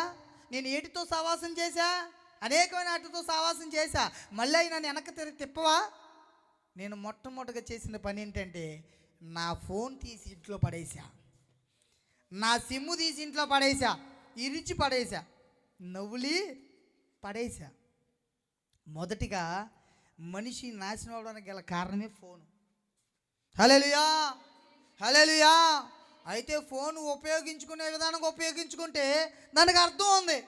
ఈరోజు ఈ ఫోన్ ఉంది కదా, నువ్వు ఎక్కడ దాకా వచ్చా అంటే నేను దేవుని మహిమార్థమే చేసుకున్నాను కాబట్టి ఇక్కడికి వచ్చా. హల్లెలూయా. అదే విధానంగా నేను మొట్టమొదటిగా ఫోన్ తీసేసి ఇంట్లో పడేసాను అక్క. దేవుని మందిరానికి పొద్దున్నే 2 గంటలు, మధ్యాహ్నం 2 గంటలు, సాయంత్రం 2 గంటలు వెళ్ళి మోకరించి ప్రార్థన చేసి ఏమనంటే, ప్రభువా నా హృదయంలో చాలా అహంకారం, గర్వం, కుళ్ళి, ఎదుటివారిని దూషించడం, ఎదుటివారిని ఎలా పడితే అలా మాట్లాడడం అన్నీ నాలో ఉన్నాయి ప్రభువా. అట్లన్నిటిని నాలోంచి తీసివేస్తే నేను నీ కొరకు బ్రతుకుతాను ప్రభు. మరి నాకు స్థిరం కావాలిగా. ఒకవేళ నా స్నేహితులు వచ్చి ఏంటి మామ తీసుకోవచ్చు, ఉన్నారు. రక్షణ తీసుకున్నవారు తప్పు చేసిన వారు లేరా? వారు ఎవరిని అవమానపరిచినట్టు కాదా? ఎక్కువ తీనాన్న లైట్గా కాదా? క్రైస్తవులైన మనము దేవుని పని రక్షణ ఇచ్చే ముందల ఒక వాక్యాన్ని తండ్రి గారు చదివిస్తారు. ఏమనంటే హృదయ శుద్ధి గలవారు. అట్లా ఉండబట్టేగా నువ్వు రక్షణ తీసుకున్నావు. అది లేకుండా తీసుకున్నావా? దేవుడు సెలవిస్తున్నాడు కదా, మానవుని తలంపులు చెడ్డవని. మరి నీ చెడ్డ తలంపులు మారాలంటే వాక్యం అనే కట్గానుతో నువ్వు ఎత్తిబట్టి ప్రార్థన చేస్తేనే కదా నీకు స్థిరం దొరికిద్ది. ఆ విధమైన మాటలు ఆ దైవజనుడు నాకు చెప్తే నేను మీకు చెప్తున్నా. ఎందుకంటే ఈరోజు ఆ మాటలే కదా నన్ను బలపరిచినాయి. ఆ సేవకురాలి ప్రార్థన, ఆ సేవకురాలు నాకు చెప్పినటువంటి సేవకుడు నాకు చెప్పినటువంటి ఆ మాటలు ఎవరు నన్ను పరిచయం చేసినాయి? నేను ఈ లోక సంబంధమైన స్నేహితులతో పరిచయం అయితే నాకంటూ ఒక స్నేహితుని పరిచయం చేశాడు నా సేవకుడు. హల్లెలూయా, హల్లెలూయా. సేవకుల ఆలోచనే అది. మీకు ఉన్నవాడిని, ఐశ్వర్యవంతుని, ప్రేమ కలిగిన వాడిని, ఏ స్వార్థము లేని వాడిని, వారిని వాళ్ళు ఆశ్రయించారు కాబట్టే మన జీవితంలో కూడా ఆయన వస్తే ఆనందం కలిగిద్దని ఆయన మనకు పరిచయం చేస్తారు సేవకులు. అవునా కదా? హల్లెలూయా, హల్లెలూయా. అలా ఉన్నాను, మందిరంలో ఉన్నానక్క. ఉండి కూర్చొని రోజు నేను అదే విధంగా నడుస్తూ వచ్చావని అలా వస్తూ ఉండగా మందిరానికి వస్తూ ఉండగా ఒకరోజు నాకు అనుకోకుండా దర్శనం వచ్చింది. దర్శనం ఏంటంటే ఏమనుకోద్దు, క్రమంగా ఒక 10 నిమిషాల్లో నేను ముగిస్తాను. దర్శనం వచ్చింది. దర్శనం ఎలాగంటే అనేకులు నన్ను రక్తం వచ్చేటట్టు కొట్టుకుంటూ తీసుకెళ్తున్నారు. మొక్కం పగలగొట్టేసి లాక్కెళ్ళిపోయి తీసుకెళ్తుంటే నేను వెనక్కి చూస్తున్నా, ఎవరైనా వస్తారు, ఎవరైనా నన్ను కాపాడతారేమో. ఎందుకంటే ఒకప్పుడు నేను చాలామందికి ఇది చేశాను కదా, ఎవరైనా నన్ను కాపాడతారేమోనని నేను చూస్తూ ఉన్నాను. కానీ ఒక హస్తము నా వైపు చాపారు. హల్లెలూయా, హల్లెలూయా. చాలా సుందరమైన వస్త్రం, ఒక హస్తము నా వైపు చాపుంది. నేను ఆ హస్తంలో చేయి వేసి అంతే. హల్లెలూయా, దేవునికి స్తోత్రం. హల్లెలూయా. ఆ హస్తాన్ని కూడా మీరు ముట్టుకోవాలి. ఆ రోజు ఆ హస్తంలో నేను చేయేస్తే ఆ కొట్టే వాళ్ళందరూ ఒక్కసారిగా విడిచిపెట్టేశారు. ఎలాగంటే మన మనుషులందరం కొట్టుకునేటప్పుడు పోలీసు ఆయన వచ్చాడు అనుకో పారిపోతూ ఉంటామా? ఒకవేళ దొంగని ఎవరికి అప్పగిస్తారు మీరు? ఆ రీతిగానే ఆయన చేతులు ఎప్పుడైతే నేను చెయ్యి వేసి వీళ్ళందరూ నన్ను వదిలేశారు. నేను అనుకుంటున్నాను వీళ్ళందరికీ లీటర్ ఏమైనా వీళ్ళందరూ కొడతాం ఆపేశారంటే ఈయన చేయి పట్టుకుంటే వీళ్ళందరూ నన్ను ఆపేస్తారని చెప్పి ఈయన అనుమలు పడిల్లా. ఎక్కడికి తీసుకెళ్ళాడో తెలుసా?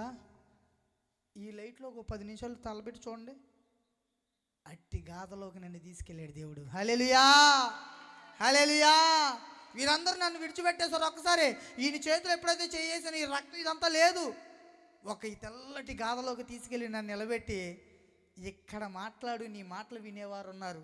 ఇప్పుడు దాకా అలా కొడుతుంటే అరిసావు కదా, ఆ మాటలు నాకు ఒక్కడికి వినబడ్డే. ఇప్పుడు నువ్వు మాట్లాడే మాటలు చాలామందికి వినపడితే మాట్లాడంటే ఎవరున్నారు ఇక్కడ నేను మాట్లాడితే వినిపిస్తాగా అన్న నేను లేదు. నువ్వు నోరు తెరిచి మాట్లాడు, నీ మాటలంటే అనేకులు నీకు ఎదురు కనబడతారన్నారు. నిజమే, ఆయన చెప్పిన ఆ మాట ప్రకారం నాకు కనబడుతున్నారు. ఈ ఎల్లాపురంలో నాకు కనబడుతున్నారు. అదే విధంగా కనబడినా నాకు ఆ దర్శనాన్ని తీసుకెళ్ళి, అయ్యా తండ్రి గారు నాకు ఈ విధానం కనిపించింది నాన్న, ఇలా కనిపించిందంటే నీ జీవితానికి ఒక సాక్ష్యం కావాలి. దేవుడు నిన్ను అనేక ప్రాంతాల్లో వాడుకోబోతున్నాడు నాన్న, దేవుని పరిచర్యకు నిన్ను నియమించుకుంటున్నాడు. ఆయన పరిచర్య నిమిత్తం నువ్వు ఎన్నో ప్రాంతాలు వెళ్ళాల్సి వచ్చిందంట. నీ జీవితంలో జరిగినటువంటి ఆ ఒక సాక్ష్యాన్ని నిలబెట్టుకొని అనేకులకు చెప్పడానికి స్థిరంగా ఉండనంటే, నేను నా తల్లిదండ్రులను అడిగితే వారు చెప్పిన మాటలే నేను మీకు చెప్పా. హల్లెలూయా. ఆ మాటలు విన్న నేను తీసుకొచ్చి ఇలా కూర్చొని, అయ్యా మరి ఈ విధానం కంటే సరే అయ్యా అని ఇలా నేను చెప్పి మందిరంలో కూర్చొని మోకరించి ప్రార్థన చేస్తూ అలా ఉన్నాను. ఏప్రిల్ 20వ తారీఖు మార్నింగ్ 28 నిమిషాలకి 29 నిమిషాలకి సుమారులో రక్షణ ఇచ్చారు. నాకు రక్షణ ఇచ్చే ముందులో కూడా సేవకుడు ఒక మాట అడిగాడు, అయ్యా మొదట నువ్వేం తీసేసుకున్నావంటే నా పాపములను దేవుడి దగ్గర ఒప్పుకున్నానని చెప్పా. హల్లెలూయా. ఇంకేమున్నాయంటే, అయ్యా నా హృదయాన్ని నేను శుద్ధి చేసుకున్నాను, ఇంకా ఏమన్నా పొరపాట్లు ఉంటే నా దేవుడు శుద్ధి చేయాలని చెప్పన్న. ఇది మొదలుకొని దేవుడు నిన్ను హెచ్చిస్తాడు. కాబట్టి నువ్వు మనుషులు హెచ్చిస్తారని చెప్పి, మనుషులు నిన్ను నీకంటూ ఒక స్థానాన్ని ఇస్తారని చెప్పి, మనుషుల మధ్యన బ్రతకడానికి మనుషులు పెట్టేటువంటి ఏది స్టీఫెన్ బాయ్ అంటే బాయ్ అవుతానా అని చెప్పి అవేమీ నీకు పనికిరావు. దేవుడిచ్చేటువంటి ఆ ఘనతతో నీవు బ్రతికితే నీకంటూ ఒక విలువ ఉంటుందని ఆ సేవకుడు నాకు తెలియచేసి ముంచి బాప్తీసం ఇచ్చాడు. హల్లెలూయా. రక్షణ తీసుకున్న రోజు నుంచి ఇంకొక మాట అన్నాడు. అయ్యగారు అందరికీ అన్నీ తెలుసు, కానీ వారు చెప్పే పద్ధతిలో చెప్తారు, మనం వినం. ఏం చెప్పారంటే, అయ్యా దీనికి ముందర నువ్వు పడ్డావు చూడు శ్రమలో నిందలో, ఆ శ్రమలో నిందలేని నిందలు కాదు, ఇప్పుడు మొదలవుతాయి, జాగ్రత్త. ఇప్పుడు అపవాది నీ దగ్గర అనేక రకాలుగా వస్తూ ఉంటుంది, పరిగెత్తిచ్చిద్ది, బెచ్చగాని చేసేద్ది నిన్ను అన్నాడు. నిజమే. ఒకప్పుడు నేను అనుభవించిన అనుభవం ఇది పెద్దది కాదనిపించింది. దేనికంటే ఆయన హస్తాన్ని పట్టుకున్నవాడిని కదా. హల్లెలూయా. హల్లెలూయా అనిపించింది. అదే విధంగా పాత గతంలో ఉన్నట్టయితే మళ్ళీ ఏ పాపాలు చేయాల్సి వచ్చేదో, కానీ ఆయన హస్తాన్ని ముట్టేసరికి ఇవన్నీ అనిపించింది. నిజమే, నన్ను అవమానపరిచిన ఆ గ్రామమే, నన్ను అనేక రకాలుగా మాట్లాడిన ఆ గ్రామమే. అక్క మీరు నమ్ముతారో లేదు, ఏమీ లేవు. రక్షణ తీసుకుంటా, బట్టలు కొనుక్కుంటా, లేకపోతే నా పెద్ద సహోదరి చదువు లేదు, ఏమీ లేదు, దేవుని అడుగు జాడలో నడుస్తూ ఒక ఆత్మీయురాలా బ్రతుకుతుంది. మా అక్క నాకు తెల్లటి వస్త్రాలు కొనుక్కొచ్చి అయ్యా ఇది మొదలుకొని, తనకు ఆల్రెడీ అనుభవం ఉంది కదా, ఇది మొదలుకొని అపవాది 100 రకాలుగా దొంగిలిస్తారా చిన్నోడా. యవ్వన కాలమందు ఏం మోయాలి మనం? యవ్వన కాలమందు దేవుని కాడి మోయుట నరునికి మేలు. నువ్వు దేవుని కాడి మోసేవాడిగా ఉంటే నీకు మేలు కలిగిద్ది నాన్న. కాబట్టి జాగ్రత్త. ఎన్నో విషయాలు నీ కళ్ళు దొంగిలిచ్చిద్ది, నీ నడక దొంగిలిచ్చిద్ది. అద్దం ఎదురుగా నుంచున్నావా నేను దొంగిలిచ్చేద్దాంది. అద్దం ఎదురుగా అందుకే త్వరగా నుంచొని వెళ్ళి, నిజాం గారు అద్దం అంటే భయం వేసిద్ది నాకు, కానీ ఒక్కోసారి నేను వెళ్ళాకడ నా ప్రవర్తన మటుకు నేను చూసుకుని వెళ్ళిపోతుంది. పద్ధత్మాన అద్దం పట్టుకొని ఉంచున్నావా నిన్ను కూడా జాడగొట్టేద్ది. ముక్కులో ఏముంది అన్నీ చూపించిద్ది. జాగ్రత్త. అద్దంలో నీ ప్రవర్తన నువ్వు సరి చేసుకుంటున్నప్పుడు వాక్యం అనే ఆ ఖడ్గం ద్వారా నువ్వు ఎందుకు సరి చేసుకోలేకపోతున్నావు? అద్దం కంటే విలువైంది కాదది. కాబట్టి ఆయన చెప్పిన ఆ వాక్య సందేశాలు నా హృదయంలో నింపుకొని జాగ్రత్తగా బయలుదేరా రోడ్డు మీదకి. చాలా రోజులు ఇంట్లోనే ఉన్నా. బయలుదేరిన తర్వాత ఒక టీ స్టాల్ కాడ నుంచొని చూడండి నా స్థితి ఎలా అయిపోయిందో. ఎవరైనా స్టీఫెన్ సోదరా అని పిలుస్తారని, స్టీఫెన్ అనే పేరుని మార్చేసి దేవుడు స్టీఫెన్ పౌలుగా మార్చాడు. హల్లెలూయా. ఆ రోజు సౌలు గారు ఏ విధానంగా అయితే మార్చబడ్డాడో, ఈరోజు ఈ స్టీఫెన్ అనేవాడు స్టీఫెన్ పౌలుగా మార్చబడ్డాడు. హల్లెలూయా. హల్లెలూయా. కాబట్టి ఆ పేరు కూడా నాకు వద్దయా, లేదయ్యా. స్టెఫెన్ అనేవాడు హతసాక్షి దేవుని కొరకు ఉండొచ్చు, కానీ నువ్వు స్టెఫెన్గా ఒక పౌలుగా మారుతున్నాడు దేవుడు.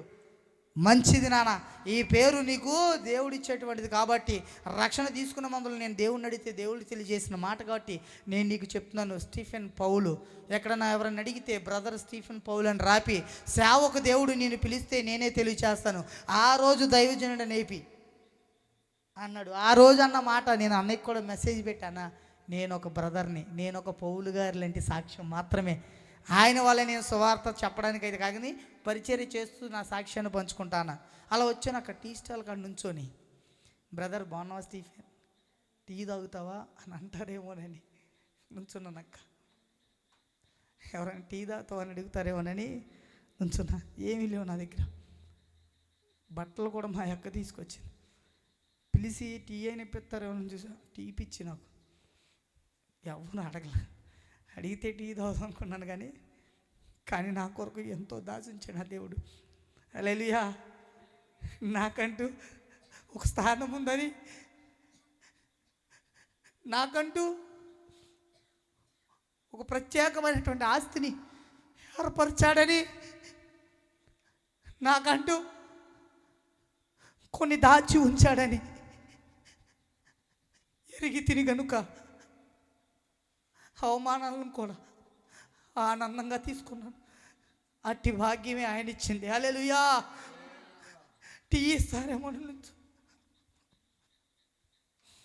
టీ ఎవరైనా పోపిస్తారేమో, తాగుతావో సోదరుడు అని అడుగుతారేమోనని టీ స్టాల్ కాడ ఉంచున్నా.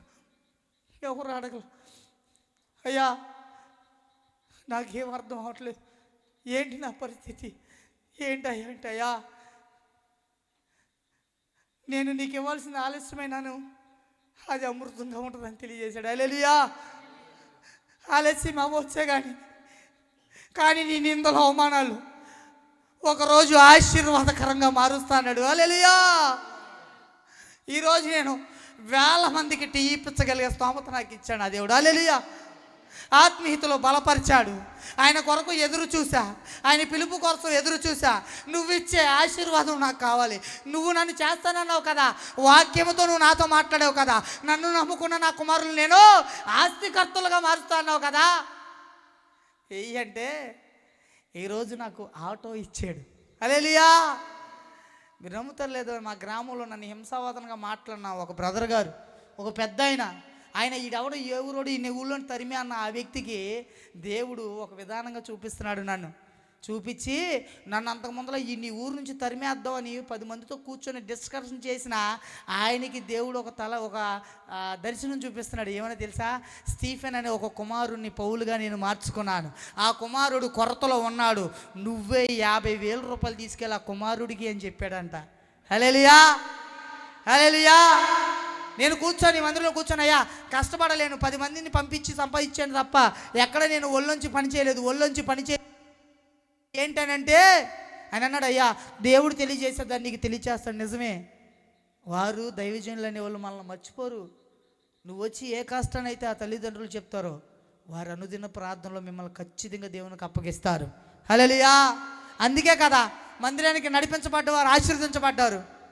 అలా తెలియజేశారు నా తండ్రి గారు. ఏమనంటే, అయ్యా దేవుడు నీకు ఒక వాహనాన్ని ఏర్పరుస్తాడంట. అంటే నా దగ్గర అంటూ టీ దాకా తక్కువ డబ్బులు లేవు కదయ్యా, నాకెలా వస్తుందంటే ఆదివారం మందిరానికి వెళ్ళి మందిరం నుంచి రాగానే ఆ మనిషి నన్ను పిలిచాడు, అయ్యా ఇట్రా అని. ఏంటయ్యా ఏంటి అని వెళ్తే, అయ్యా స్టీఫెన్గా ఉన్నాయా, నన్ను వీరు దేవుడు పౌలుగా మార్చాడంటే, అయ్యా నువ్వు ఏం చేస్తావు ఏంటంటే, కొంచెం నాకు డ్రైవింగ్ వచ్చు అన్న. అంతే 50,000 రూపాయలు తీసి నా చేతిలో పెడితే, అయ్యా ఎన్నో లక్షలు ఉన్నప్పుడు కూడా నేను నీకు ఖర్చు పెట్టేవాడు కాదు కదా, డబ్బులు ఉన్నప్పుడు వెరితనంగా తిరిగాను కదా, ఏ రోజు నేను నీకు ఇవ్వలేదు కదా. మరి ఇదేంటంటే, ఇది మొదలుకొని నేను నిన్ను ఆశీర్వదిస్తానన్న ఆ దేవుడు. వాహనం కొనుక్కుంటా వెళితే వాహనం అమ్మేవాడి దగ్గరికి వెళ్ళి, ఈ మనిషి ఈ ఊర్లోంచి నేను పంపించాలన్న ఈ మనిషి వాళ్ళతో గొడవాడుతున్నాడు. ఏమన్నా తెలుసా, మునుపటివాడు కాదు, మునుపటి మనిషి కాదయ్యా, ఈయన్ని దేవుడు ఏర్పరచుకున్నాడు. అయ్యా ఆ పిల్లోడు పరిస్థితి బాగా, ఆ పిల్లోడు పొజిషన్ బాగా, ఈ 50,000 రూపాయలు తీసుకున్న ఆటో ఇవ్వండి వాళ్ళ కాళ్ళు పట్టుకున్నాడు నా గురించి. ఎన్ని మాటలు మాట్లాడాడు నా గురించి తెలుసు ఆయన. కానీ ఆ రోజు వాళ్ళ చేతులు కాళ్ళు పట్టుకుని అడుగుతాడు, అమ్మ ఇదివరకు మనిషి కాదు ఈ మనిషి, ఆ తమ్ముడికి ఇవ్వండి అమ్మా, మీరు ఆ తమ్ముడికి ఇస్తే మీరు కూడా ఆశీర్వదించబడతారమ్మా. నేనే ఎన్నో మాటలన్నా నన్నే ఈయన దగ్గరికి పంపించాడమ్మా 50,000 ఇచ్చి అని ఆయన అడుగుతుంటే నేను అనుకున్నా, ప్రభువా పాడైపోయిన స్థలాలను కూడా బాగు చేయగలిగేవాడివి. ఎక్కడైతే నేను అవమానాలు పడ్డానో, ఎక్కడైతే నేను నిందలు పడ్డానో, ఎక్కడైతే నన్ను అందరూ దూషించారో వారి ద్వారానే నాకు కార్యం చేస్తున్నావా. అందరి దగ్గర నన్ను అనేక రకాలుగా మాట్లాడిన ఆ వ్యక్తితో నా కొరకు పోరాడుతున్నావా అని అడిగా. పోరాడి ఆ ఆటోని 50,000 రూపాయలకే కొనుక్కొచ్చాం. హల్లెలూయా. ఆ 50,000 రూపాయల ఆటో పట్టుకొని అదే విధంగా నడుస్తా ఒక స్టాండ్లోకి వెళ్ళి స్టాండ్లో అడిగితే స్టాండ్లో సభ్యత్వం కట్టాలన్నారు. నా దగ్గర ఏం లేవు. ఆయన ఇచ్చిన డబ్బులతో మళ్ళీ ఆయిల్ కొట్టించుకొని స్టాండ్ కాడికి వచ్చి 4 రోజులు తిరిగా. 4 రోజులు నన్ను ఎక్కరిచ్చారు. 5వ రోజు మళ్ళీ అదే స్టాండ్ లెటర్ హృదయాన్ని మార్చి, తమ్ముడు పెట్టుకో ఏం కాదన్నాడు. కొద్ది రోజులు కాదు కొద్ది రోజులకైనా స్టాండ్ డబ్బులు కట్టుకో అన్నాడు. పెట్టా. అది మొదలుకొని దేవుడు రోజుకి నాకు ఒక విధమైనటువంటి ఆశీర్వాదం. 1000 రూపాయలు నేను ఇంటికి వెళ్తున్నా అంటే 1000 రూపాయలు లేకుండా పంపించలే దేవుడు నన్ను. హల్లెలూయా. అదే విధానంగా వస్తూ నేను దైవజనుడి దగ్గరికి వచ్చి, అయ్యా ఇలా అని చెప్తే ఆ సేవకుడు నా గురించి ప్రార్థన చేశాడు. ఏమనంటే, అయ్యా మరి కుమారుడు ఈ విధానంగా నేను అన్ని విషయాలు ఎదరపెట్టి నేను అడుగుతున్నాడు కదా, ఆయన విషయాలు నువ్వు ఏంటయ్యా అంటే, అయ్యా ఏ అడ్డం వచ్చినా, ఏ మీదకు వచ్చినా, ఎటువంటి నిందలు అవమానాలు వచ్చినా ఆయన ఓర్పు కలిగి ఉంటే ఆయన పట్ల కార్యం చేస్తాడు. హల్లెలూయా. అదే విధానంగా నేను ఉంటున్నాను. నా కుటుంబంలో దేవుడు చేసిన ఆశ్చర్యమైన కార్యాలు ఏంటంటే, నా బాల్య దినంలో నన్ను మరణాపాయం నుంచి, గట్టిగా దేవుని స్తోత్రాలు చెప్పాలి, నా బాల్య దినంలో నన్ను మరణాపాయం నుంచి విడిపించాడు నా దేవుడు. హల్లెలూయా. యవ్వన కాలంలో వచ్చేసరికి వ్యసనాలకి అలవాటు పడ్డ నన్ను వ్యసనాల నుంచి విడిపించాడు నా దేవుడు. హల్లెలూయా. ఆ వ్యసనపరుడైన నన్ను నా కుటుంబాలకు ఒక ఆశీర్వాదకరంగా నిలబెట్టాడు నా దేవుడు. హల్లెలూయా. మరణ అపాయాలు నా స్నేహితుల ద్వారా వస్తుంటే ఆ మరణ అపాయాల నుంచి నన్ను విడిపించాడు నా దేవుడు. హల్లెలూయా. జైలు చెరసాలలో ఉండవలసిన నన్ను మాట చొప్పున నన్ను ఆ చెరసాల నుంచి బయటికి తీసుకొచ్చాడు నా దేవుడు. హల్లెలూయా. ఈరోజు నా కుటుంబం మొత్తము నా భార్యతో సంతోషంగా ఉంటూ, నా తల్లిదండ్రులతో సంతోషంగా ఉంటూ, నా సహోదరులతో సంతోషంగా ఉంటూ, నా కుటుంబం మొత్తము కలిసి దేవుని మందిరంలో సాగిలపడి ప్రార్థిస్తున్నాం. హల్లెలూయా. అట్టి ప్రార్థన మాకు దేవుడు అనుగ్రహించాడు కాబట్టి ఈరోజు మా కుటుంబం మొత్తం ఆయన పాదాల మీద పడి ఉన్నాం. హల్లెలూయా. హల్లెలూయా. అలా ఉన్నాను. అట్లా ఉంటా ఉండగా దేవుడు ఇంకా అనేక ప్రాంతాల్లో సేవకులు నోటి ద్వారా సేవకులు చేసే ఫోన్ కాల్స్ తర్వాత మళ్ళీ నేడితే, నువ్వు ఏ ఫోన్ సిమ్ముతో అయితే మనుషులందరికీ పరిచయం అయ్యావో ఆ సిమ్ముని మళ్ళీ నీ ఫోన్లే అన్నాడు దేవుడు. వాక్యముతో ఏమని సెలవిచ్చాడంటే, నువ్వు దేన్ని చూసైతే అతిశయపడ్డావో దాని నుంచే నేను నిన్ను పిలుస్తా అన్నాడు. కాబట్టి దాన్ని చూసి నేను అనుకునేవాడిని, ఇది ఫోన్ సిమ్ అయితే నాకు ఇంకా చాలామంది పరిచయం అవుతారని. కానీ సేవకుల్ని పరిచయం చేస్తున్నాడు దేవుడు. హల్లెలూయా. ఆ సిమ్కి సేవకులు ఫోన్లో వచ్చి నన్ను ఈ విధానంగా పిలుస్తుంటే ఇప్పుడు మీతో ఎలా అయితే పంచుకున్నానో అట్టి విధానంగానే నేను అనేక చోట్ల సాక్ష్యాన్ని పంచుకుంటూ వస్తున్నాను. దయచేసి అందరూ లేచి నిలబడదాం.